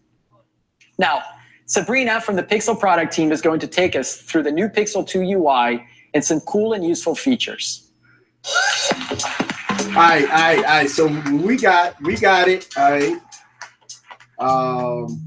They said a curve display on this thing, right? Which is great. IP67, not 68, guys. So, all right, we're gonna talk about the UI a little bit, guys. So we're about to get into the UI. Here we go. The UI. Always on display. Always on display. Important information like the time, date. So the original Pixel had always on display, right? All without pushing any buttons or unlocking the device. Yeah. And there's more than just notifications. No wireless charging. Yeah. Have you ever heard a sound? No headphone jack. No headphone jack, man. No dual camera. It's no dual camera, no headphone jack. Ugh. Well, it was the rumor. It was said that the Google Pixel will not have a headphone jack. That's been verified. No headphone jack, guys. This is the wave of the future. Apple did it last year. Google doing it this year. Headphones are gone. That's it. Say bye-bye to the headphone jack forever and ever and ever. Bye-bye. Unless you get the more low-end devices, like, you know, they'll still probably have headphone jacks, but that's it for headphone jacks, man. I can add the song to my library and my favorite music service.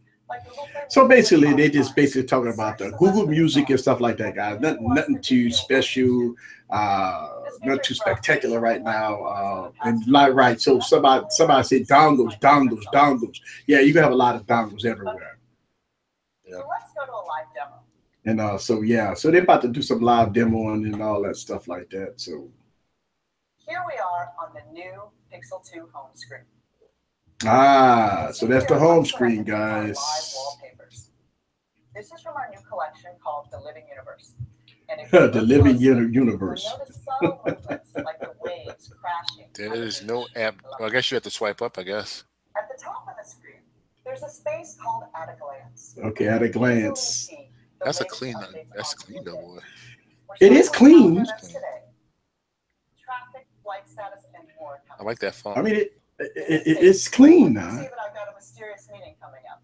Not sure what that's about. Pixel Ultra meeting. Whoa, Pixel Ultra. What's that?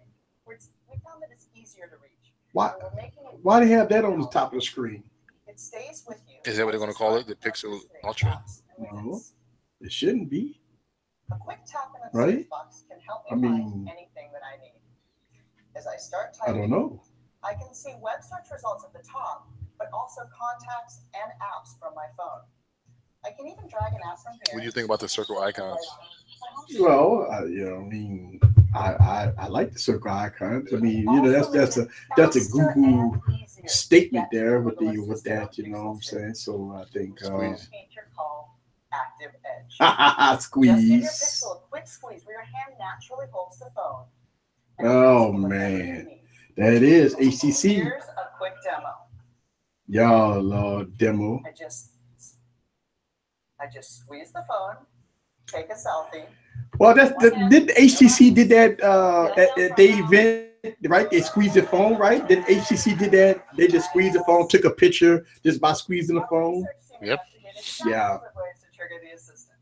But squeezing the phone felt the most natural, satisfying. Oh, they just love the way HTC did it, so they just totally stole that. Identified an intentional squeeze. Miguel said the Pixel Ultra is King Supreme version. So your assistant is just a Yeah, so too easy. Are you gonna get the Pixel, right? yeah, I'm gonna get the probably the XL. Probably ain't gonna mess with the 5-inch. But they did kind of take a stab at Apple a little bit, right? Saying that it don't matter if you get the smaller version or the bigger version, you're gonna get the same features across the board. Yeah. So that's a direct slap in the face towards Apple, right? Because you don't get to do cameras on the 8, but you get dual cameras on the 8 Plus. So you get more features on the 8 Plus versus the 8. So what Google is saying is that you don't have to get the XL to enjoy the same features. So both of them have OLED displays, but you do, and both of them going to have the squeeze features. So you're going to have the same features across the board, which is great. I mean, I really do criticize Apple for, not give you the same features on both devices. I mean, Apple been doing that for a long time, right? So it's good to see that Google is kind of taking a jab at Apple, saying, you know what, we're going to give you everything across the board. So that's awesome. That's awesome to see at this point, right? Here's the issue, though. Here's the issue, right? What am I getting on my Pixel that I can't get on my Samsung? Well, you're getting a lot less on the Pixel.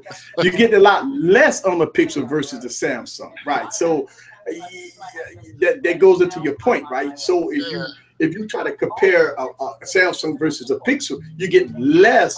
But in return, if Samsung kind of don't support the device, you know how Samsung kind of lose, but Samsung have changed it up a little bit, right? So with the Google Pixel, oh, did you see that picture? Oh, that's pretty cool. Okay, you can picture the picture, okay.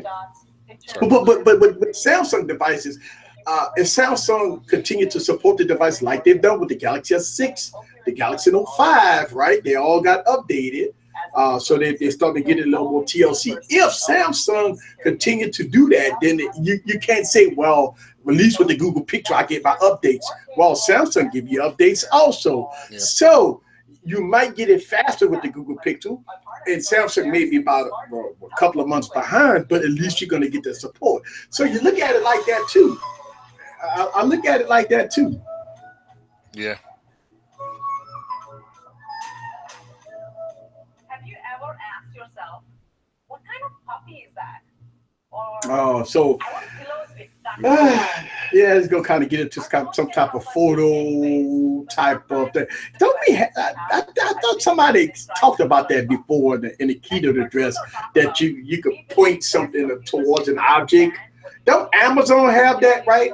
Don't Amazon have this? You point it towards an object and it gives you exactly what it is, and then you can buy it on Amazon. Samsung got that too. Bixby, right? Bixby has that, right? So Bixby got it, and Amazon has it, okay, all right. So they're just trying to do the Bixby thing right now.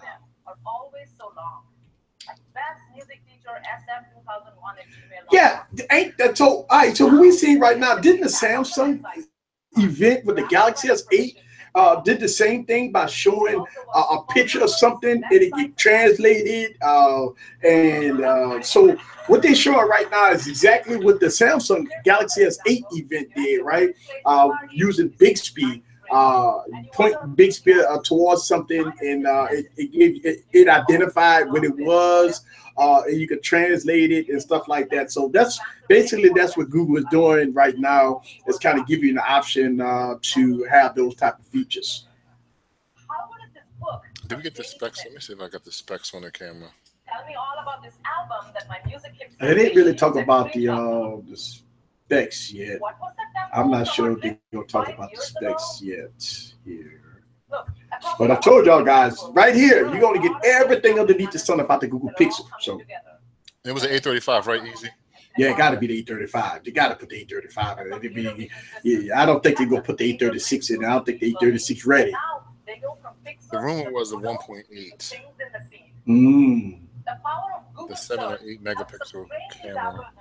with millions and millions of images across the entire Well, they didn't. web. Again, they haven't really talked about the apertures or anything yet. So, but I am thrilled to hear about this curved display. So that's pretty interesting right now that we hear curved displays. Right, that's going to be pretty Now, nice. this has to work in the noisiest of conditions. You know, these photos can be taken Let's at see different if I angles, can get out different of times of the here day, different weather because I'm conditions, getting all out of kinds focus of pictures, notifications shaking in my hands, you ear. get the picture. To be All right, clear, so they didn't talk. sometimes Somebody's put in there $975. especially when things kind of look similar, like this. Take a moment. Is this a muffin or is this a chihuahua? You tell me. Yeah, let's see. I'm gonna refresh the Google page, and let's see if they put in here. When Google started, our search index All right, so yeah. about 25 Wait, hang on a second. They have updated their page, guys. When we started Hold working on. voice Oh yeah, okay. our algorithms could 1.8. always catch what you were saying, especially Okay. with an accent like mine. We have an accuracy rate of more than 95%. That's as good as humans. So one cool thing I'm reading about here is that the Pixel is going to have a built-in eSIM. Okay. So it can set up really easy with Project Fi, Super excited to bring a preview of Lens to which is Pixel users interesting. first. Yeah. I mean, it looks like you can still use a carrier SIM, but it's going to have a built-in eSIM for Project Fi. We just talked Yeah. about how the phone can help you Okay, so what I'm understand showing you guys, I just did a refresh on the Google website. augmented reality. So just let y'all guys see. This is what you're going to see if you go to the Google website right now. They don't have the new phone on the website right now. Okay, so it's probably going to get refreshed right after this keynote address. Right. So y'all guys can see they did not do it yet. They're bringing the showroom into your living room using Okay, AR. so we got AR. Obviously, they had to do AR, right? On an AR map built by Grab Games. Yes. And with Lego, my favorite, you can build virtual models with characters that So they had to do AR, of course. all the fun. It was a no-brainer. Some of the stuff we seen, guys, Project Tango and all that stuff. This is some of the things that they had to do. We call it AR stickers. AR It's stickers. built right into the camera and it's exclusive to Pixel. Uh-oh, With AR exclusive to stickers, you can Pixel. express yourself with playful emojis. All right, so they got AR going on. And so AR Our partners are stickers. also making some fun stickers. Okay, so they got And AR some of them for you stickers. right now. So let's start with the Netflix original, my favorite show, Stranger Things. Okay. Can't wait for season 2. Yeah, so yeah, man. I mean, everybody going to AR, man. But you know what? Shame on Google, man. They've been having AR Tango for a long time, and they waited till Apple come out with AR, and now they want to implement AR. I mean, come on, man. I think Google missed the ball there. If they would have been pushing AR for a very long time, they would have been definitely ahead of the game, because they was ahead of the game, and they gave up on the project. You know what I'm saying? That's crazy. But now since Apple did it, now Android want to kind of put the AR in the forefront, because the last couple of keynote addresses, they haven't even talked about AR until Project Tango came out a long time ago. So now since Apple came out with AR at WWDC, and then now that all the iPhones have AR capability, now Android is Google is going to try to come out and play catch up, actually, right? Yeah. I mean, they're playing catch up at this point. They're playing catch up. Yeah. Shouts out to everybody that's just joining the stream. We are giving full coverage of the Google Pixel 2 keynote address right now. We having a roundtable discussion as we watch this keynote address. You are more than welcome to chime in with your questions. Before you leave today out of this live stream, you will know everything about the Google Pixel as we talk about it all during this stream here. Right now, they're talking about AR, which again, you know, AR is one of those things that Google had to do at this point, right? So shouts out to Germany in the building. Germany is in the building. Germany, what's up? Yes. Waverly is in the building. I'm going to give you a huge shout out. Thank you for joining the live stream. All right, December 15th, The Last Jedi. Oh my God, I am a huge fan. I am a huge fan of Star Wars, guys. That's why I got my Star Wars wallpaper on all my phones right now. Yes, can get dirty with dust. Yes, we can definitely get dirty with dust right here, and we get down into the deep down dirty with the Google Pixel right now. So yes. Okay. Let's talk about the camera. All right, so you're about to go into the camera, about the Google Pixel. Let's see what we got going on here. We hear every day from users of the first Pixel phone that the camera is one of their favorite features. You can see why in the amazing photos that people post with the Team Pixel hashtag. Last year, Yes. Pixel received a DxO score of 89. 89. It was the highest rating that DxOMark had ever issued to a smartphone. In 2016. With Pixel 2, we have reimagined smartphone photography. Okay, here we go. Feature great hardware and unparalleled imaging software, tuned by our engineers and researchers. Today, we're proud to announce that DxOMark has issued Pixel 2 an 98? score 98? of 98. Holy smoly, with a single lens? With a single lens? Oh my goodness. Let's talk about low light. All right, so how much did they pay for this? Let's talk about how we achieve that. And it starts with great hardware. Holy moly. 12-megapixel f1.8 aperture. 1.8 aperture, guys. Image stabilization. We've integrated these No OIS. So one thing I'm also noticing right now, they're not showing the smaller one. Short exposure times to avoid blowing out the highlights. Within a line Is it the same camera? It's the same camera? For optimal color and contrast. They're using a lot of software with this, man. Instantly with zero shutter lag. The results are stunning with high dynamic range, even in challenging low light conditions. Goodness. This 98. Dynamic range and improved texture and sharpness. And Oh my combined with goodness. a autofocus mechanism and optical image stabilization to reduce blur. Oh, they got OIS. You get amazing shots every time, like this. Yes, it has OIS.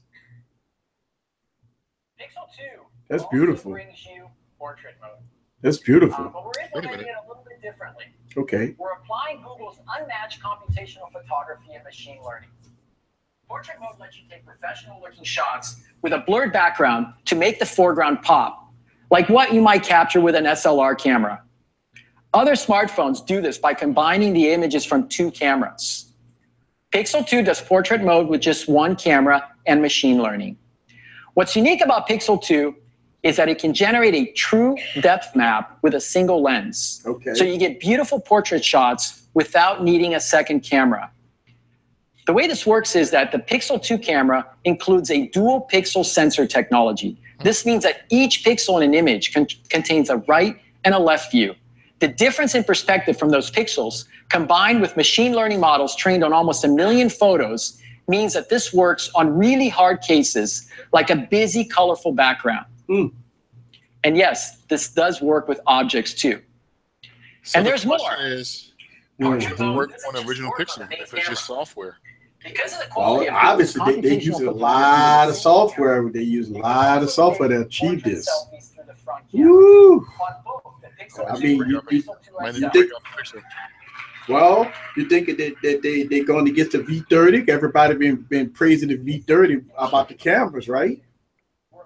Remember the Note? They did this at the Note presentation where they had the iPhone and then they had the Samsung Note, and they were shaking the digital. We do, but don't do both at the same time. Right. So During video recording on a Pixel 2, the OIS hardware actively corrects shake artifacts, while at the same time, the software-based video stabilization uses intelligent frame look-ahead to stabilize the overall video. So it's using OIS and EIS at the same time. And it's another example of yeah. Ooh.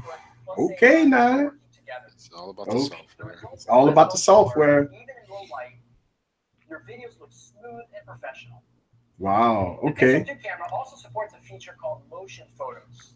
Easy. We're gonna do 4K at 60 frames per second. What if you 4K at 60 frames per second? I don't know. I don't know. I don't know. You know that's gonna be the ultimate question, right? Is he gonna do 4K at 60 frames per second? If it does, I'm gonna jump up and down and say, that's what I'm talking about, right? Come on, Google. Just do 4K at 60 frames per second. Because you got to get the 128 gig version at that point, right? You can't get those 64 gig doing 4K, right? No. Documented a recent trip to New Orleans. Hey, they came to New Orleans. Come to the Big Easy. The film you're about to see uses no attachments, fancy rigs, or lighting.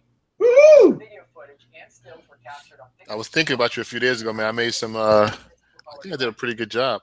I made some shrimp and grits. That was on point. Yeah. All right. So yeah. All right. Showing the good old New Orleans. That's my hometown now, man. Yeah. Boy, they got New Orleans looking good, man. Oh man. All right. So I'm impressed. I'm impressed. I want to tell you guys right now that but you know what? They always do this. Like you see these keynote addresses and you get so hyped. I mean, come on. I mean, they use optical image stabilization and EIS, all right? And they, instead of dual cameras, they're trying to achieve that with one camera, which is a lot of processing power, a lot of software, a lot of image software that's got the room with this, right? Obviously, they fixed the lens flare. So, yeah. Hey, let's see what it's going to be. Yes. You in New Orleans? Yes, I am. I am in Louisiana, as you can tell. It's kind of showing us in the camera a little bit. Yeah. Yeah. So, welcome to the Superdome, Mercedes Superdome at that, right? All right. So they just showed some stuff. Your photos and videos can look just as good. Yes, 98 score. So I guess the next phone will be at 100%. We want users to be able to easily find them and store them securely without having to worry about running out of storage. After all, simple storage and search is part of what makes us Google. So we're happy to announce that Pixel 2 users will continue to get free unlimited storage. Well, they have to do that. Yeah, I mean, because the Pixel 1, the highest resolution, including 4K videos and motion photos. They have to do that. They have to do that. 5 gigabytes is not enough for free. This is a big deal. Pixel users take twice as many photos as typical iPhone users and store an average of 23 gigabytes of photos and videos per year in Google's cloud. If you had to use iCloud, you'd reach your free limit in less than 3 months. With Pixel, you can safely and effortlessly store all of your memories for free. With your permission, Google Photos automatically tags and categorizes those thousands of photos and videos you'll take with your Pixel 2. You can search for photos of your friends, of a specific location, of dogs, all without the hassle of manually tagging or sorting. Storage. Finding your photo, the photo you're looking for, is our problem and not yours. We're delighted by what we've been able to achieve with Pixel 2 in terms of photography and are so excited by all the moments that you're going to capture. So to recap, the smart and simple Pixel 2 has everything you'd expect from a smartphone and some things you might not. A gorgeous display that brings your apps, photos, and videos to life. An all-day battery that charges super fast, plus water resistance and security features to keep your phone and your data safe. That is quick access to the Google Assistant, which understands you. That is the Google Pixel. All the time. Fun and useful ways. I'm impressed. I'm impressed at the overall presentation. I'm not impressed at the look. I'm impressed at the what you're getting. Oh wow. They're throwing shots at Apple. Oh yeah. Oh, the iPhone. They got an iPhone sitting right there. All of your photos, apps, and even your iMessages. $650. So let's talk about availability and pricing. There we go. Price. Pixel 2, with its 5-inch cinematic display, $649. Pre-orders today. $850. The Pixel 2 XL has a 6-inch full Ooh, screen look at PLOLED that display price. and God. starts at $849. Both phones will be available in 6 countries: Australia, Canada, Germany, India, man, the look at that UK, and the price. US. Woo. In the US, we're teaming up with Verizon to bring you Pixel 2, and you can also Exclusive. buy it on the Google Store and through Project Fi. God, dog, it exclusive to Verizon Wireless, man. Come on. We're also excited to make the Pixel 2 XL available in Italy, Singapore, and Spain later this year. Oh, man. What you think And we about have a new this, family man? of cases that make your Pixel Man, that right there is a letdown, man. I mean, come on, man. Pixel is going to be another Verizon Wireless exclusive. It really isn't, though. Well, yeah, it's unlocked. Yeah, you can It's buy unlocked. it from Verizon. Right, you buy it from Verizon and put it on AT&T, right? Yeah, it's like, Verizon's the only carrier that does that, though.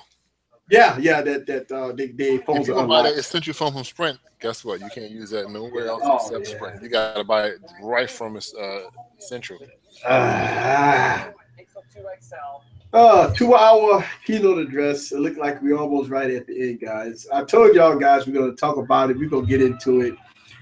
We're going to get into it, and we're going to have a full discussion about it. One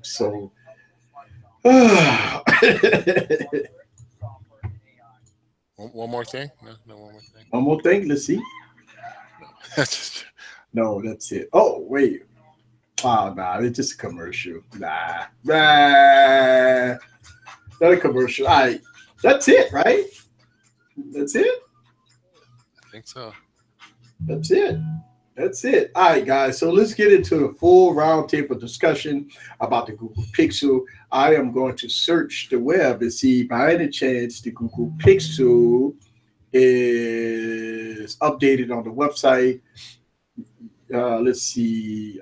Yeah, Google Pixel 2. It is updated on the website. So let's go here, guys, and let's look at this.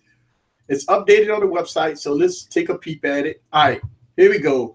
Man, look at that. As soon as you pop open the website, guys, here it is, right? The Google Pixel 2, meet the all-new Google Pixel 2, right?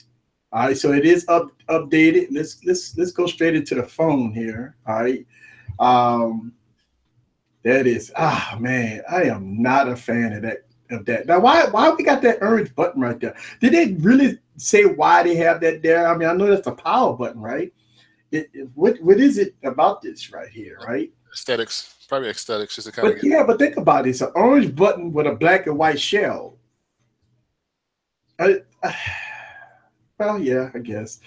All right, so here we go. Oh no, that's a green button there. So I guess that's going to be the regular Pixel there. All right, so that's the regular Pixel. Let's see if we can get into it. All right, the highest rated phone. I mean, the front of the device looks pretty good here. Look at that. Some new products are coming. New Daydream. Oh, some new Daydreams. Okay. Okay. Well, they have to because the phones are bigger and they're going to probably enhance. So it's called a Daydream View at this point, right? So, yeah. Yeah. Unlimited photos. All right. Let's see. Good cameras. Right. Mm-hmm. Let's see. Squeeze. But look at that bezel, though. I mean, it looks good, right? But you still, I don't know. I mean, you're getting it to do 2 different colors there. I would have to see this. No headphone jack, guys. No headphone jack. So just kind of let y'all guys know that. I don't know. I mean, do you like this black and white one? I mean, they really showing it off on their website.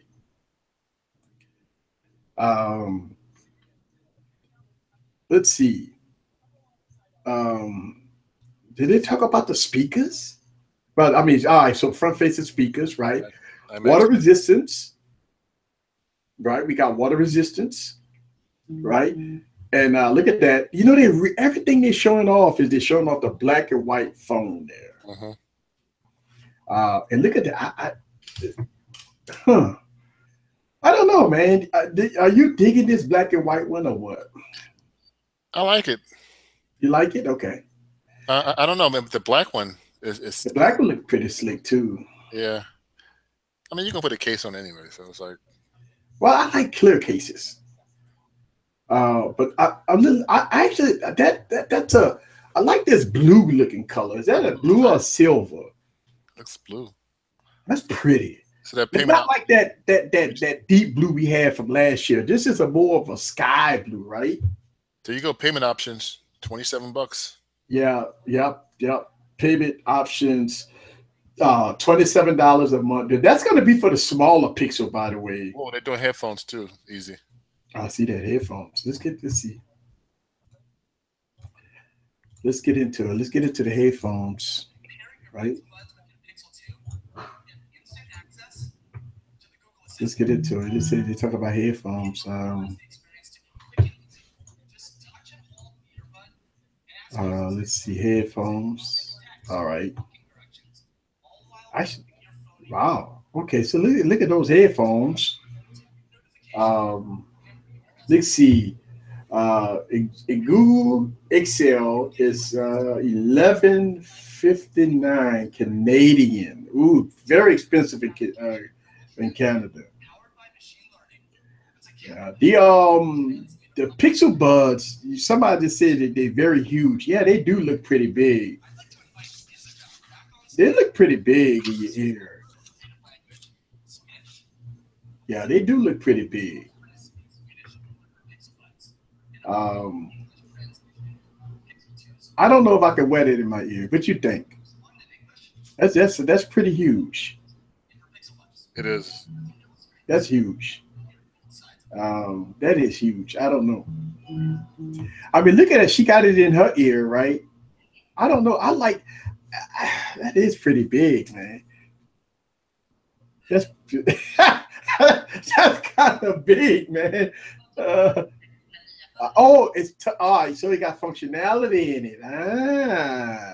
All right. So it has functionality, and that's why it's big. The translate's kind of cool. Okay. All right. So it has functionality in it. So all right, cool. All right. That's why it's big. That's why it's big. Because it has translating and some type of functionality in it, stuff like that, right? So that's pretty cool. Yeah, it's pretty cool. Not bad, not bad. You know, not bad at all, right? How much it is? Did they come up with a price yet? I don't think so. I think this is gonna be out next year, though. Yeah, some of the stuff they're announcing, man. Ain't that something coming out next year? I mean, come on! I want this under the tree by Christmas. Why we can't get this year? Why they announce stuff for 2018? I mean, we in like October of 2017, right? We are in October of 2017, and we hearing stuff for 2018. Come on! Boss just Chicago just said it takes about 8 weeks to 9 weeks to get it. What? Oh. But guess what? It was the same thing with the Pixel. I ordered my Pixel in September. I didn't get it till almost December. Yeah, it was the same thing with the Pixel. Same thing with the original Pixel. You order it tomorrow, and it ain't gonna come in until the mid of December or something like that. Yeah. Hopefully they will fix that this year. I look. Google can't play that crap this year that they did last year. I mean, they got to get these devices. They got to get this device out by Christmas. I've been talking about this in my Telegram groups, right? We've been having this debate about the iPhone 10 and all these companies that talk about it may be a delay to 2018. That's unacceptable.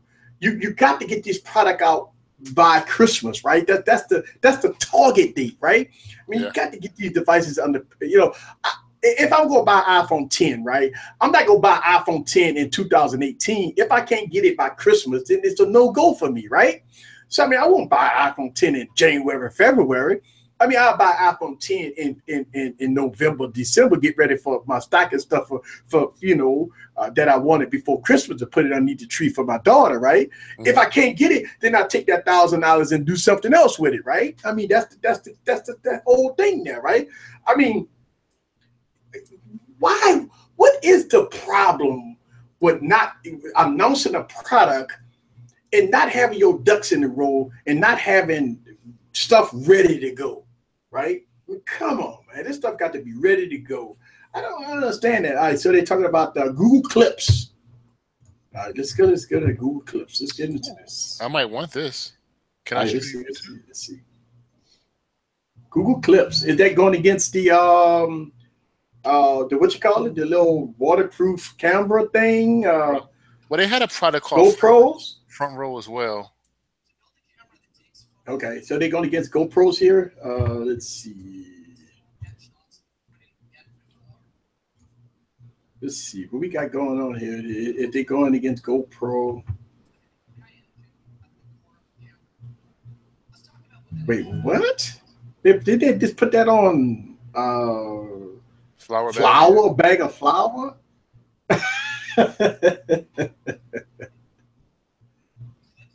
Oh man. What is the deal with that? Okay, so I mean, you could clip it on something, and you could take, so you can look at it on your phone. I mean, like the 360 cameras, right? I mean, everybody got these 360 cameras. I don't think you can do 360, but it looks like it's something pretty nice here.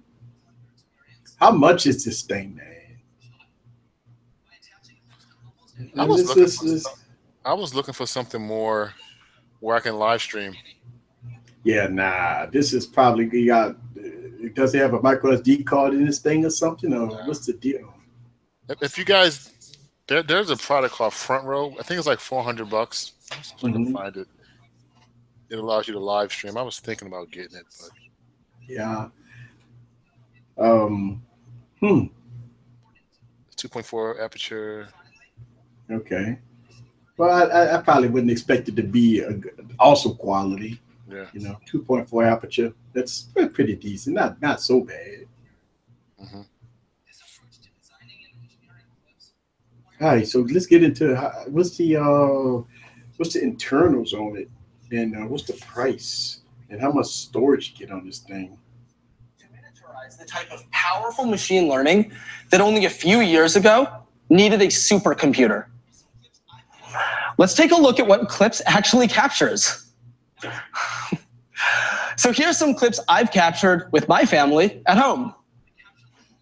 Now, as you can see, it's not just photos that Clips is taking. It's taking little snippets that capture the whole moment. Okay, so there's like live. That's like live photos. All right, so they got live photos. Live photos. That's not bad. Not bad. Not bad at all, right? Live photos, guys. So somebody put in the comments that saying that it's going to be $200. That might be the case. I mean, it's done before easy. So another company has already done this though. Yeah, but it's not about who does it first. It's about who does it the best. Right. And that's kind of what Apple does, right? Yeah. In so many ways. Not necessarily all the time. Not no more. I can tell you that Apple, long time ago, Apple used to do it and stuff like that. All right, $249. Yeah. $249 for this thing, man. All right, so gee whiz, man, Google's releasing a lot of stuff today, right? Speakers and clips and everything is pretty much expensive, right? I mean, everything you don't see anything even with the Pixelbook, right? $1,000 Pixelbook, and if you want the pencil, the stylus, you got to pay another $99. I mean, the iPad Pro is cheaper than that, right? I mean, I don't know. I mean, shucks, but you do get i5s and i7 processors. Yeah, that's pretty good. Yeah, it's pretty good. I think what's more important, you get the Android, you get the Play Store. Yeah, Play Store, right? Now, my experience of using the Samsung Chromebook that was just released with the S Pen is a lot of the applications don't work properly on the Chromebook. So hopefully they can nip that in the bud, and we can get a better experience. Because what I was looking at is let's download some hardcore apps. Let's download Microsoft Office. Let's download Right. these apps that I would normally use in a laptop environment. So, but that pen, Yeah, that pen does make a difference there. yeah, $100 though. Yeah, whew, it's a lot. So we got the whole lineup here. Let's show everybody the lineup. All right, so that's it. 2017 lineup, guys. Let's add this up. So 1,000 for the laptop, 100 for the Daydream. That's 11. Yeah. 250 for the camera. That's 1350. The pencil's another 100. That's 1450. You got your phone. Let's just say you go low end. That's another 650 at 2,000. Oh, you want a Google Home Mini? That's another 100. Yeah. How much was the headphones? The headphones was $249, right? Wait, I don't know. I don't think they had a price. No, they didn't have a price on the headphones. So you probably about, give or take, about $2,500 for everything that they announced today. Yeah. Yeah, but I do. I think it's done. So I guess we can kind of Yeah, go this around is the it. table. Okay. I guess some of the highlights from the live stream that I really liked was the I like the Pixel XL. I like the design of the black one, the OLED screen. Mm-hmm. I think that camera, that's probably the highlight. If that camera is what they're saying it is, that may be a problem for people who make really good camera phones. So yeah, the camera was definitely the highlight of, I think, of the event for me. Yeah. I was kind of surprised by the Chromebook. Yeah, me too. It looks nice. It looks nice. I like the design. I like the fact that they added that pen tool, so you can write stuff down, which I think was something necessary that they added. Yeah. Other than that, man, I mean that's where I stand right now. What do you think about? What do you think, Easy?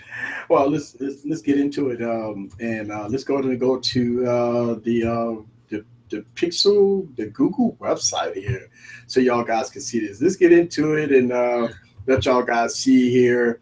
All right, so we got the Google Pixel 2 again. Some of the colors. Actually, Google is trying to really highlight the black and white one, because throughout the website, you're going to see this black and white one here all the way. And this is the all new Pixel 2 here. It is being rated the highest rated smartphone camera again at 98. And also your photos are unlimited. You can it's going to upload to the cloud. You don't have to worry about that. As always, that was with the first generation Pixel. And again, you're going to get Android 8.1 on this device. Then they're introducing the squeeze features from the HTC U11. That was a feature that Google really liked, right? I mean, they liked the squeeze feature, and they showed it in the keynote address. They took a picture just by squeezing the phone. That's the same thing the HTC U11 event. That's what they did. So yeah, and they also talked about the okay. So here we go. Buy a Google Pixel 2 and get a Google Home Mini on us. So if you buy a Google Pixel 2, you get the Home Mini for free. All right, so check that out, guys. Just make sure that if you order it on the Google.com at the store, you're going to get the Google Home for free. All right, so that's going to be pretty good. We have high definition stereo speakers, which is front-facing speakers. You do got an OLED display on the larger one, which is 1440p. Again, they talked about the squeeze feature, but you are losing the headphone jack. All right, so the headphone jack is going away. You get USB Type-C with a dongle in the box. All right, so you get the dongle in the box. Let's see the Google Pixel 2. Right, you get to charge the device 7 hours of phone use at 15%, 15 minutes. 15 minutes, you get 7 hours of, and that could be subjective too. I mean, you're not getting 7 hours of on-screen time for 15 minutes, guys. Just make sure we understand that. so that you might get maybe about an hour or so. All right, so this is the Pixel 2, but the Pixel X2 XL, all right, that is the colors of it. And again, it's showcasing that black and that white. Also, this nice little blue. I actually like that color. That color looks pretty good. But let me ask you this question. Look at this. This is the original Pixel, Pixel 2 XL. What's the deal with this? This big chin forehead. This must be the smaller Pixel. All right, Ted. Wait, this is Pixel 2 XL. Oh, Pixel 2. All right, so no, this is the original Pixel 2. Yeah. It does have a huge forehead and chin. There's a big forehead and chin. A lot of bezels on that one. That's the original Pixel 2 here. I like the blue, though. I really like that blue. Let's look at that other color. Let's see. It's a silver. Not bad. That big forehead and chin, though. Whoo, man. Even though it got front-facing speakers. But that blue looked nice. So, yeah, just kind of looking into that. And if, wow, if you want to go from an iPhone to a Google Pixel, and I believe they might be bundling this in the box. Sometime, so make the switch. There it is. That's nice. All right, so let's go down here and now they talk about the Google Pixel Buds, wireless headphones. All right, let's go back here. Let's see if we go back. Wireless headphones. You get quick access to the Google Assistant. All right, so and let's go to the next one. And this here is the Google Clip.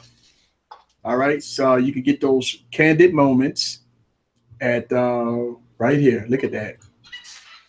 All right, so we got the Daydream View, high quality VR. So we do got new Daydream here. All right. And here we go. Share your phone mobile data connection with your Pixelbook. So we got the new Pixelbook. All right. And that's pretty nice. Pretty expensive. Just want y'all to know that the Pixelbook starts off at $1,000. And it comes with a pen, but I mean, I'm sorry, it doesn't come with a pen. And you have to buy the pen separately. All right, so the Google Pixel Buds is $159, right? And you got an 18-watt USB-C adapter for $35. Let's see if I can go to the side a little bit. We got the new cases for the Google Pixel, $40. You got the Google Earth Live cases for $50. You got the out-of-box Defender case for $49.95. Let's see. Hang on. What else we got here? You got power-supported tempered glass film. So you got glass protectors. I mean, screen protectors for $39.95. All right. And let's see, you got another case here, and you got some more earbuds here, all right, for $149. And you got some wide aperture lenses here, lens kit for the Pixel 2 for $129. Okay, then you got some more cases for $45, and then you have another headphones for $249 here, all right. Just so y'all guys can see this, all the bells and whistles with this. All right. And let's go into the tech specs. Let's take a look at this. All right. Pixel 2 by the numbers. This, all right. So low maintenance, high performance, water resistant metal unibody. Hey, you know, let's stop for a second. Is this going to be the first phone that has a metal unibody that has water resistance? So this phone is a metal body phone that has water resistance.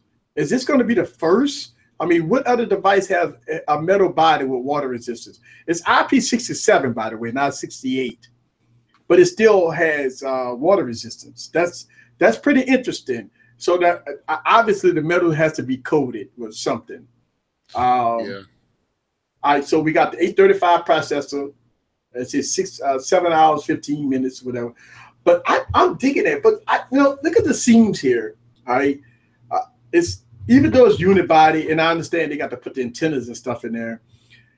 But do you like this seam here? And it's not a complete, you know, but this how the Pixel 1 was. Yeah. But they do have a seam there. So the phone is unibody, but you do have that seam. So if you drop the device, this is be the first thing to crack. But look at that camera lens is sticking out, guys. So we do have a camera hump. There's a camera hump. There's a camera hump on this thing. Is that on both of them? Well, this is yeah, it's probably gonna be on both of them. All right, so we got a camera hump, but that's oof, man. You set that puppy down. It's gonna scratch that lens up pretty good, right? Google Pixel 2. Let's see. Well, if you have a case on it, I guess you won't have an issue. Yeah. Well, wait a minute here. Wait a minute. Look at this. Wait a minute. Wait. Look at this. You got the camera on this side, right? And you got the camera on this side. So you got the camera in two different spots. Look at that. All right, so you got the camera right here. This is the Pixel 2. And when we scroll down, we got a camera on the other side. Go back up. Okay, you got the. Let's look at it. That's interesting. Look at that. All right, so guys, look at this. You got the camera on this side. On this supposed to be the original Pixel because it says $649, $27 here. But you scroll down. Easy, they're made by two different companies, so. Yeah. So you got the XL, which is made by LG, has the camera in a different spot. Does the look at that. Does the regular one have the squeeze feature? Yeah, they say both of them are supposed to be the same. Yeah, so the XL has the camera on the other side there. Let's get into it. Look at that camera hump, guys. All right, so yeah, we do have a camera hump there. If y'all guys take a look at that, so we do have a camera hump. Yeah, it does. All right, so somebody say we see that. So what's the point? Oh, it's no point. We're just talking about it. There's no point. What I'm saying, I'm just saying that the camera on both sides. That means that I mean, I don't know. I'm just pointing it out. It's not. The point is, I'm just pointing out all the details here, guys. So LGH. The point is that I'm not saying it's good or bad. I'm just pointing out the details. Look, I'm just going through everything. I'm just going through everything, guys. Everything you want to know. Let's talk about the specs now. We got Android 8.0.0. The one we saw earlier was 8.1, but we got 8.0.0. Yeah. All right, so we got the always-on display, 12.2 megapixel camera in the rear. We got 8 megapixel camera in the front. And we got Snapdragon 835. We got 4 gigs of RAM, 64 gigs, 128 gigs respectively. So we got the dimensions here, 5.7 by 2.7 inches. And the Pixel 2 XL is 6.2 inches by 3 inches. Okay. Here's the colors. We got just black, clearly white, and kind of blue. Kind of blue. All right, kind of blue, right. And let's see, another color. All right, hang on. All right, so here we go. Just black, clearly white, kind of blue. And then on the Pixel XL2, we have just black and black and white. Mm-hmm. All right, so that's let's talk about the audio. On the audio, we got the battery here. We're gonna talk about the battery in a minute. All right, so we got front 5 speakers. It said connect headphone adapter to connect a 3.5 millimeter headphone jack. Again, it doesn't have a headphone jack. It does have Bluetooth 5.0. We got 3 mics on this thing. You got wireless HD, LDAC, Qualcomm, aptX, and stuff like that. All the audio codecs supported. You got USB Type-C and all this good noise suppression and stuff like that. Let's get into the battery. All right, so the battery, guys, here we go. The Pixel 2 has a 2700 milliamp battery, which is a 5-inch display, so it's no big deal, right? Mm-hmm. Right. It's a 2700 milliamp battery. It's not big, but again, it's a 5-inch phone, and it has an AMOLED display, and the 835 processor is pretty efficient. So I think you go get okay battery life. Now the Pixel 2 XL, you get a 3520 milliamp battery. Here 25. So again, You're getting a huge battery with the Pixel. But I like the colors on the Pixel too, so that it's kind of like it hurts you a little bit because now if you want to get that nice pretty blue, you got to go with the regular Pixel, which is too small. But if you wanted to get the 18:9 aspect ratio, and it only comes with 2 colors, which is a bummer. Again, we got wireless. You got all the bells and whistles here. Bluetooth, NFC, eSIM. That's what you was referring to, right? eSIM. All right, guys. So we got eSIM here. So no SIM card, right? Maybe. I mean, you would have to have a SIM if you want to be on Verizon, if I understand. Really? Okay. And then, you know, looking at some of the photos that you were showing, I've seen a SIM card slot, right? So okay. Pretty much what I think it was, what I was reading, that if they ship it to you, you don't need a SIM card to have, I guess, Project Fi anymore. You can just use the built-in SIM that they're going to have with it. Okay. USB-C. Okay. And so let's again, but you know what? I'm looking at this picture here. It doesn't have that colored, you know, toggle there right there. So I don't know. Let's see. All right, so let's do this, right? Let's buy it and let's see how much it go cost, including tax, right? So let's do this. Let's buy it. I want y'all guys to see this, right?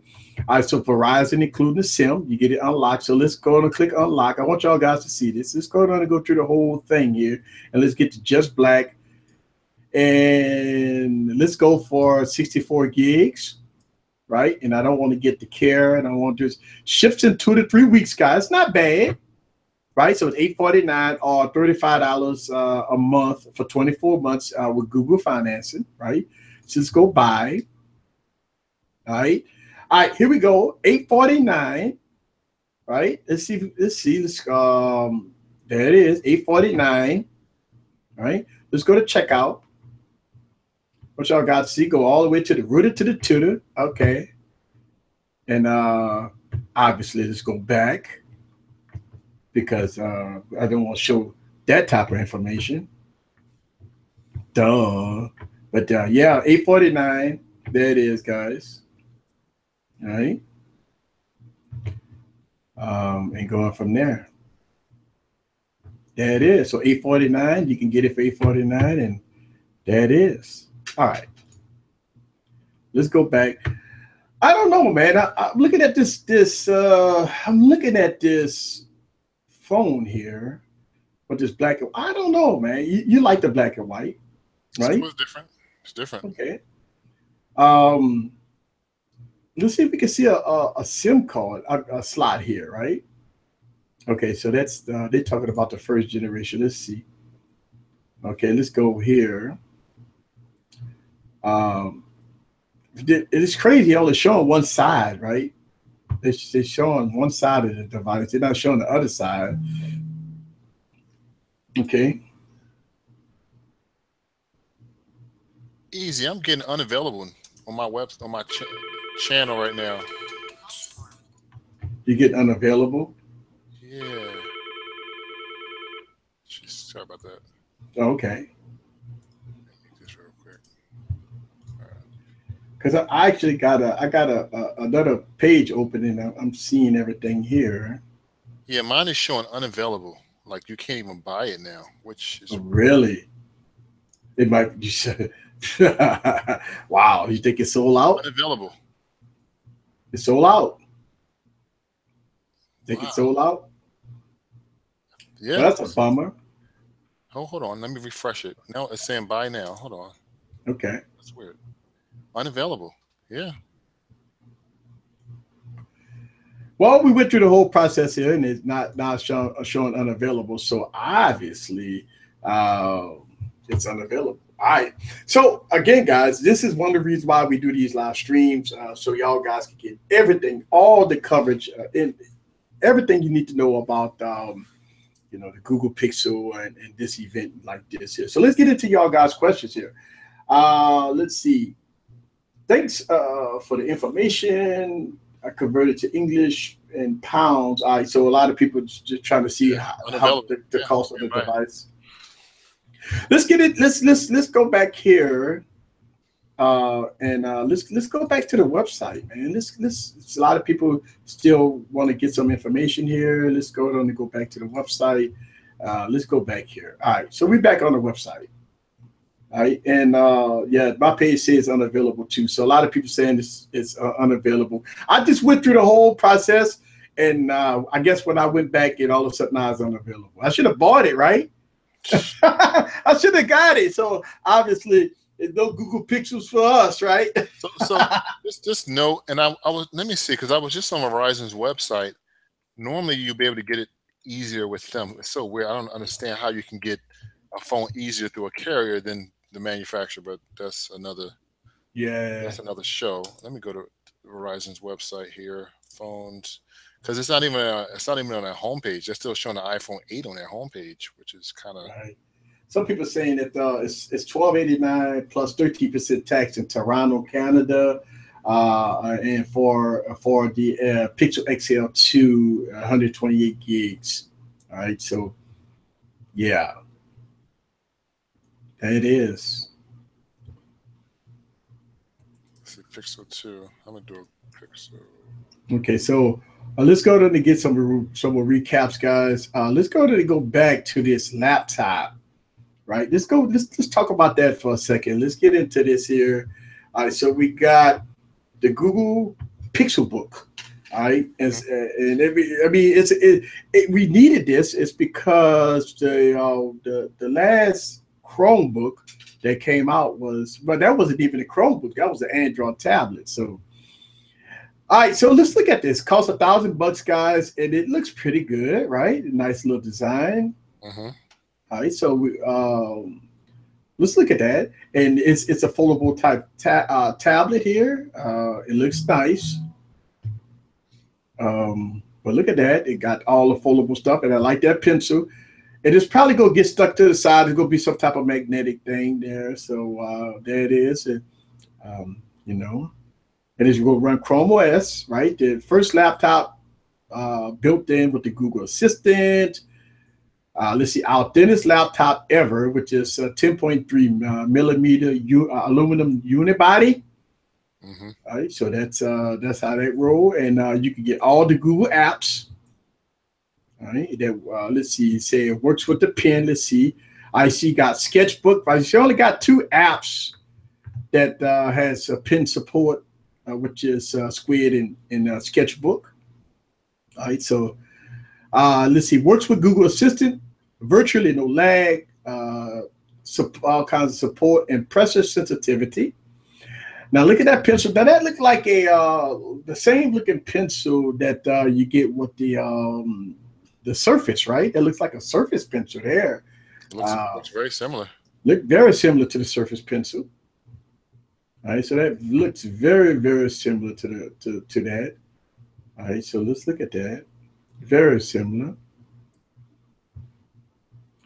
Which is weird. So look at that. And a lot of people saying they didn't see my screen. I'm sorry about that, guys. There we go. Let's go back up here. 10.3 millimeter unibody, and yes, let's go back down here. They say works with Google Assistant, virtual no lag, support pressure sensitivity here. Look at that pen. It looks like a Surface pen. So easy. I'm trying to buy one and you can't. Okay. See, that's what I'm saying. Like, there's 3 different versions though, so I'm thinking it's going to start at $1,000 for the i5 at 8 gigabytes, but the top of the line is the i7. But I can't see how much that's going to cost. But wow, none of this is available. You can't buy any of it, so just kind of keep that in mind, guys, in the chat. Yeah, if you're thinking of getting a Google Pixelbook. You might have to wait till they get more. Yeah. But I mean, the design of it looks pretty good. I can see it get scratched up pretty quick, though, man. Look at that. Yeah. You put that down, man. Look at that. It's gonna get scratched up pretty quick. I would see, because I mean, this picture here is the ladies put it in a purse with all our keys and coins and everything, with all our makeup and all that stuff. You pull that thing out, it's gonna probably look like a disaster. Yeah. It's gonna probably look pretty bad. Pretty bad. So let's get into it. Now, the Google Pixelbook does not come with a pen. The pen is separate. All right. So at this point, you have to buy a separate pencil that costs $99, which I don't think anybody will buy it. And if you wanted a 45-watt USB Type-C adapter, you got the pony up $60. If you want the Google Wi-Fi, it just did a price drop. Because I was on this website doing the keynote address, and it was still at $129, but as we did a refresh, the price dropped to $119. Then we got the new Google Buds, Pixel Buds at $159. Let's see what else we got. All right, so now the Pixelbook has a sleeve for $89, which is a case. The Chromecast, the Chromecast Audio, and the Chromecast Ultra. All right, and let's go and look at the tech specs here. Let's look at this. Let's take a look at the specs. Let's do it by the numbers. All right, let's look at this here. Here we go. We got the 128, 256, 512 solid state drive, Intel Core i7 processor, all-day battery life, 8 to 16 gigs of RAM. Here, this is the design of the device. It looks good, man. But I could tell you, with all that, I could see scratch proof. Oh, that thing will look like a nightmare after about a month. All right, guys. One other thing that we kind of missed. They kind of talked about it at the beginning. Mm-hmm. I'm really big on smart home stuff. So, and this is a pretty an interesting feature. What's going to happen now for those who use the Google Photos? You can actually program people's face in your Google Photos, which is pretty cool, and it's going to organize exactly who's who in all your photo albums. What they're saying they're going to do, with your permission, if someone's at your doorbell and you have the Hello Nest, you can ask Google Home or Google Max or Google Mini, who's at my door? Wow. And it will tell you who's at your door, which is kind of cool, I think. Yeah. It's kind of creepy though. It's like, who's at my door? It's my ex-boyfriend or my ex-girlfriend. And I was like, yeah, call the police, right? yeah, but if you go back into, they were really kind of pressing on artificial intelligence, and man, that's insane, man. That you got a doorbell that can do that kind of stuff, in terms of facial recognition. So I just wanted to kind of bring that out there. That is creepy. So here's the operating system for this new Chrome thing. So it's running Chrome OS. It's a 12.3-inch LCD, 2400 by 1600, which is a PPI of 235. You got dual speakers with 4 mics. You also have this i5 or i7 processor, 8 to 16 gigs of RAM, okay, with 128, 256, and 512. And these are the dimensions here. You get up to 10 hours of battery life. You get a backlit keyboard. With 9mm pitch of travel. All right, which is nice. I'm sorry, 8mm of travel. Then you have the Google Assistant key. Man, they're really on this Google Assistant thing, man. They really want you to talk to this thing. Edge-to-edge trackpad. You got a glass surface. All right, so the cameras are 720p, which is the front-facing camera, I would assume, front and rear cameras. Yeah, that is. So what's in the box? You get the Google Pixel Book, USB-C, starter guide, user guide, and power adapter. You don't get the pencil. And the requirements, Wi-Fi is required for setup and backup. That's it in the Google account. So you got to be online at all times with this. And that's the that's the Chromebook, right? But you got a lot of storage, so that's going to be for your. And look, maybe, just maybe, Google is going to have a different app store just for the Chrome OS. What you think? Yeah. I mean, you got to have. Listen, the thing about it is, here's my issue with Chrome OS, right? If I'm gonna pay $1,000 for a Chromebook, right, it has to have to support the apps available for me to do business, right? And I do understand, PowerPoint, Excel, spreadsheets and stuff like that. I mean, man, the thing about it is it has to be a device, a computer that is capable of replacing a laptop. Now, I do understand that it ain't gonna run exe programs. I understand it, but the App Store, which is great, don't get me wrong, has to be fully loaded, ready to go with those apps, business apps. And look, don't get me wrong, the Android App Store is basically full with a lot of apps, and I think they do have probably about 99% of all the apps that you need. But I don't know. I mean, I look at a Chromebook as a $400 book. It's something like $400. Like, I mean, because it's nothing, right? It's a shell, right? And you have to be online to getting it work done. But I mean, I think they're taking it to the next level. Maybe I never reviewed the Chromebook before. And the reason why is because I'm looking at this product like, okay, I mean, Samsung has a Chromebook that costs like $1,200, right? And I was like, Samsung, the prices range from $250 all the way up to $1,200 and $1,300 for Chromebooks. And I don't know. I mean, what you're thinking about Chromebooks? So my thought on Chromebooks, I think Chromebooks are the future. I think within the next maybe 2 to 3 years is going to gain enough traction where it's going to be able to compete against a MacBook Pro as well as a Surface as well.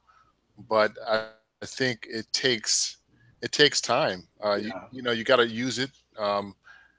You have to be able to have developers believe in the platform as well. So I think that's where they're going with the Android apps. How can we get developers to, because there's going to be some adjustment needed to have these apps run properly on a Chromebook. You just can't take an Android app and put it on a laptop. It's not going to be optimized to work properly, or you're going to have a lot of white space. Right. For those who have Android tablets and try to run phone applications on a tablet, it just doesn't look right, and it doesn't take full advantage of all the space that you have available. So it's going to take time to get where it needs to get to. But I think I don't see Google walking away from this. I don't see them saying, you know what, this whole Chromebook thing is not working. We're going to throw in a white towel. So it's going to be there. I will say the hardware looks amazing. Yeah. You have an i7. You can get an i7 processor in this thing, which is bonkers to me. But you're definitely future-proofing yourself for the next 2 to 3 years to use this guy. $1,000 still, man. I can get Chrome on my MacBook and still pay $1,000. It's just I can get an XPS Dell and pay $1,000 for that and still get Chrome and have the same application. So it's going to be a stretch. I think it's going to be a niche product. But it does look pretty. And you do have a pen. Right. You have a pen. I mean, there's not a lot of laptops. I guess on a Microsoft side, you have the Microsoft Pencil, but if the pencil's good, I guess. But I don't think it's going to be a household product. Yeah, it's going to be something that you're really going to want. Right. So, okay, I'm really deep into the Google ecosystem, and I really need this to work. But like I mentioned earlier, this may be really good. Not this one though, but it will be good for students. Yeah. Chromebooks are good for you got kids in grade school. I think it's a really cheap alternative compared to like a more expensive laptop. But $1,000, I probably would have came in like what you were saying, like maybe $699 or $799. That's what I'm saying. But here's the question: the i5 with 128 gigs is going to be $999, right? Yeah. I mean, the i7 with 512 gigs is probably going to be upper tiers of $1,400, right? Yeah, I won't be surprised. Woof, man. Then you get into like, wow, what MacBook Pros and gaming laptops. The question is, would you spend $1,400 on a Chromebook? And for students, they're gonna get a MacBook Pro, right? I mean, if you got $1,400 to spend, you could get a Surface Pro. You can actually get a Surface Pro 4 with the pen and have change left over. And then you got a full-fledged Windows PC at that point, right?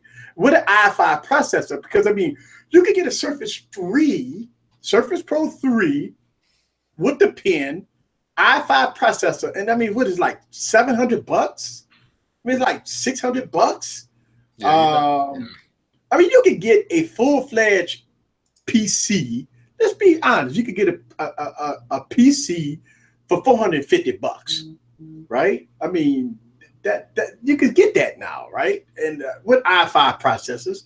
So when you're talking about $1,400 for a Chromebook, you have to really be in the ecosystem. And what will schools, and I think this is where the iPad kind of take over a little bit, right? You see a lot of schools integrating iPads, right? You see a lot of people getting into that. And I think the Chromebook is great for the school environment, right? But I don't know if schools will invest that type of capital per device for schools. Now, iPads may be a little different because you can get iPads. I mean, everyone has an iPad, right? Yeah, everybody has an iPad. So, yeah. Let me see. Let me ask you a question. Here, you can purchase the black and white Pixel XL2. I've gotten through all the way to the checkout. All right, cool. So somebody said that they went all the way through the checkout, as I did earlier today, all the way to the checkout. And so, yes, I was able to do it with the Pixel XL. Now, we got to see if it's going to be available after I get off the stream, because I'm going to try to order it myself. But 800, listen, man, I'm going to tell you, every time we have these live streams, or every time we got these new releases and all these new things, man, I think about, now you go on the website, you got to drop $800, $900 on this stuff. As a tech reviewer, man, a lot of people be thinking that we get this stuff for free and all that stuff like that, man. I mean, I'm just like you guys. Just like you go on there and you have to buy this product, that's the same thing as tech reviewers got to do. Yeah. And then tomorrow, right? We got the V30 coming out tomorrow. What's that? What's that? So you got the V30 coming out tomorrow, right? So now, most tech reviewers got to get the V30. Now you got to order the Pixel. And on the website, they're saying 2 to 3 weeks shipping. So if you order it today, you'll get it the first week of next month, right? Because we'll be in the first week of the month. Yeah. So if you talk about 2 weeks, you get it at the end of the month, beginning of next month. And that's going to beat. Is that going to beat the iPhone 10? Most likely. Yeah. Most likely. One thing also, guys, to keep in mind, the dates that Google's giving you, they're what they call hard dates. It's a good chance those dates will change based on how much they can ramp up demand for the product. So whatever date that they're giving you, it's probably going to be a lot sooner than what it is.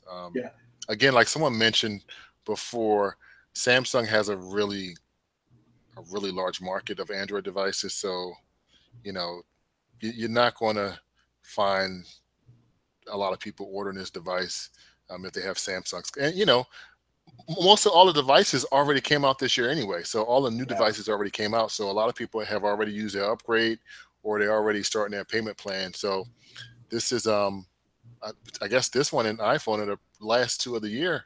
You got the V30, the iPhone, and then this.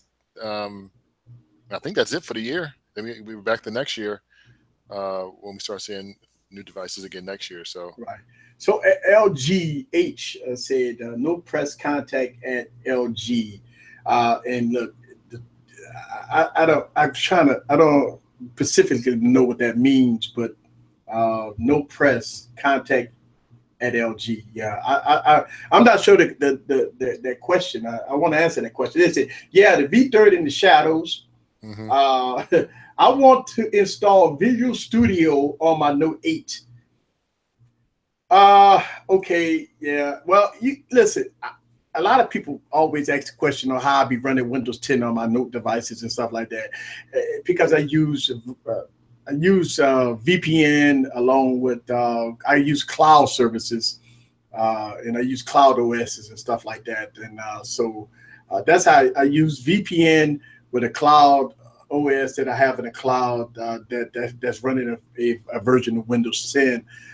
And that's how I run Windows 10 on my devices. A lot of people always ask me, how do I always run Windows 10 on my devices? Because I'm using VPN and I'm using a server. I'm using a remote server and to run Windows 10. So that I always like to ask it, because I show off a lot when I'm doing my videos, and people see me running Windows 10 on my Note 8, stuff like that. And people always ask me questions. How you running full-fledged Windows?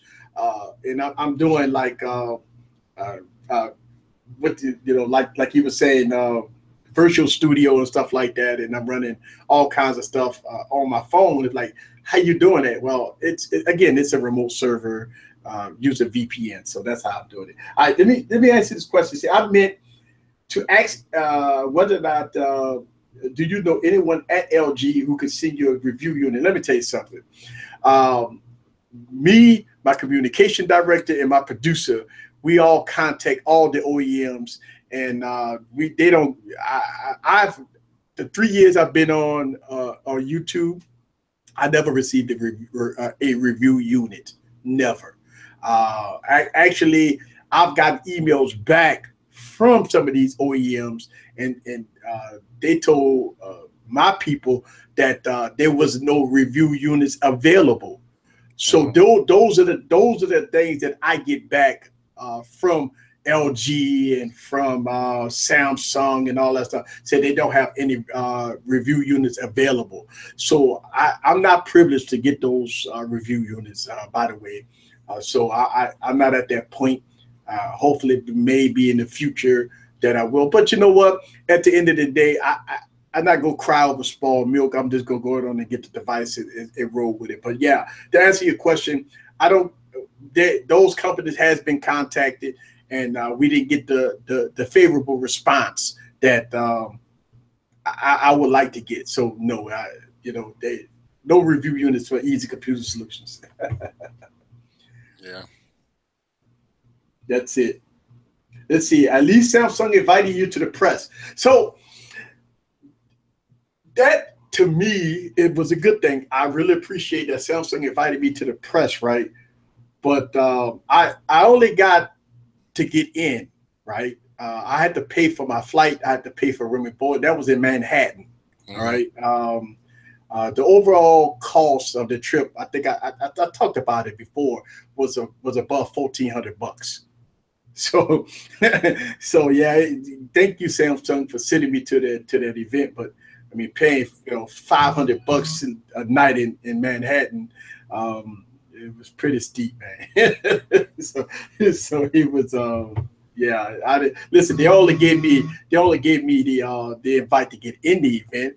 I had to pay for flights. I had to pay for room and board. I had to pay for travel. I had to pay for everything out of pocket. So, I mean, I got a pass to get in the event, but I didn't get no device. I didn't get anything. I mean, I got a goodie bag, that said, thank you for coming to the Note 8 event. But, yeah, everything came out of pocket, man. Yeah. With due time, you'll be able to get some more events. Right. LGA said $1,400. Wow, don't say Easy doesn't do it. And look, here's the thing. I'm going to CES, and I have to, 4 days to go to CES, and y'all could Google search just how much it costs to go to CES, right? To get into all 4 days of the event. I mean, it's astronomical, man. It's almost close to $2,000, man. Plus flight and room and board and everything. I mean, to go to Las Vegas, So, I mean, everything that I do on this YouTube channel is bought and paid for by me, So, It would be nice if I could get invited with somebody paying the tab on flight, room, and board. But at this point, I have to fend for myself. And this is why, I try to have other entities like, Patreon and stuff like that, because I'm trying to give y'all guys full coverage of all this stuff. And it's expensive, man. Yeah. It's no joke. Yeah, tech is not cheap. It's not cheap. So, yes. One thing you guys might not know about me is I don't drink, but I use all my money on tech. I don't drink, I don't smoke, but I guess I get high off of technology, man. Yeah. I always say that for technology, every couple months or every month, I need a fix. I need a tech fix where I need something new to kind of spark my interest.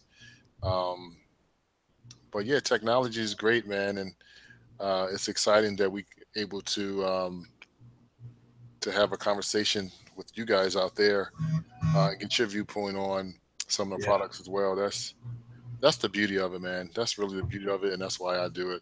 Right. All right, so we're going to go ahead and wrap this up. We've been on here for a few hours now. Again, full coverage of the Pixel event, guys. I hope y'all guys know everything about this Pixel event, how it look, the cost, everything that we cover, everything. Do you think we covered everything so far with this Pixel event? I think we did cover everything. That's how we do it here.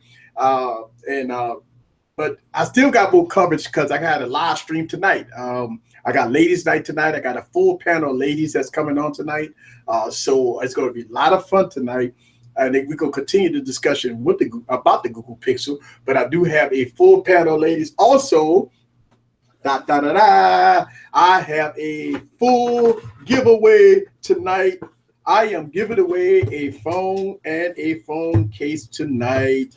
So, for all the ZTE fans out there, guys, I am giving away a ZTE Z-Max Pro along with a ZTE Z-Max Pro case.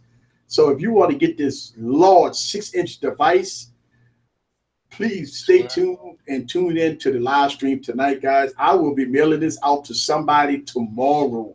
You will get this device either by early next week or hopefully by the weekend. So, some lucky Easy Computer Solution fan or subscriber will win a phone tonight. And it's not, it's so crazy is when I do my giveaways, I don't put people through all that craziness going through Gleam and subscribing to 1,000 people channels. As long as you subscribe to my channel and as long as everything is all good, as long as you can answer the question, you will be able to get this device in your hand by next week. So one of the questions is it US only? Yes, unfortunately, I don't have an account with DHL, so I have to ship this US only for right now. I am working to try to get international accounts. Now, on my website, I have my apparel and stuff like that I do have that does ship nationwide, but that's through a third-party company.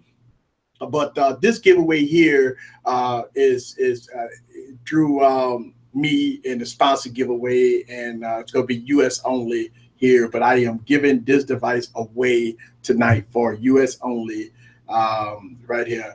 And I'm trying to expand outside of the US. I don't have right now. I'm working with in the United States, it's through DHL. So I'm working on some international things that I can do. But some of the other sponsor giveaways that I don't have no control over, they do international giveaways. All right. This is a giveaway here that I'm doing locally. All right. So so I do have, it's the best of both worlds. Actually, I do local giveaways and I do nationwide giveaways. So those are sponsor giveaways to other entities and stuff like that. But this is going to be a United States only giveaway here, guys, right here on his YouTube channel. Hopefully one lucky person will win.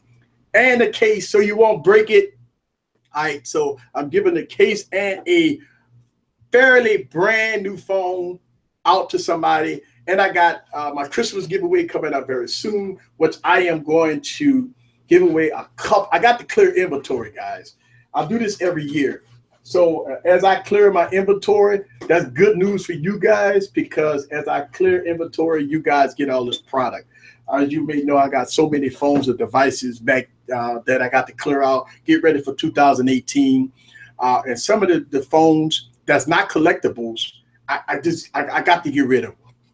So the non-collectible items that I don't keep going into 2018, they're going to all be part of the Christmas giveaway. Now for the VIP sections, a lot of people that's on the Patreon and on the VIP section is going to probably get first dibs on a lot of the product first, because those are the paid supporters that support this YouTube channel.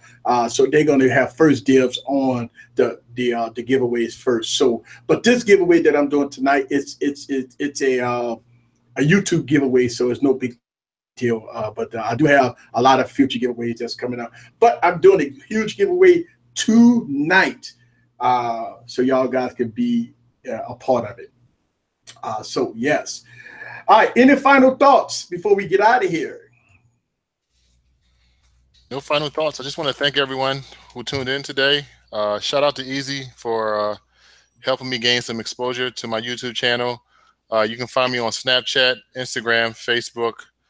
Just search for QC Dads, and we can connect that way. But other than that, you guys take it easy, and we'll see you guys next time. Right. And so, and I'm gonna tell you, man, it's always a pleasure to have you, and I'm definitely gonna get with you and have you part of the show, because one of the things that I like to do on this YouTube channel, man, is to have people on here that has the knowledge. And man, I tell you, you definitely got the knowledge, and he brings a good dynamic to the channel and to the show, and hopefully y'all guys go and go to QC Dads and go to his YouTube channel and subscribe. Check out his content. Woo! Got the baby in the building. Got the baby in the building. That's what I'm talking about. Right now with everything that's going on, I do. You got to, put your hands and hug your family right now. Oh yeah. Everything that's going on right now, you got to hug your family and stuff like that. So it definitely. Thank y'all guys very much. This is Eric from Easy Computer Solution. I'll be right back in a few hours, guys. I got to get prepared, get ready. I got to go get something to eat. Got to get some lunch. I eat no breakfast, lunch, or nothing. I got to go get something to eat. And but you know how we do it right here. We give you all the coverage of everything you need to know about all devices and all in between. See y'all guys tonight. All right. Later. Take it easy, guys. All right.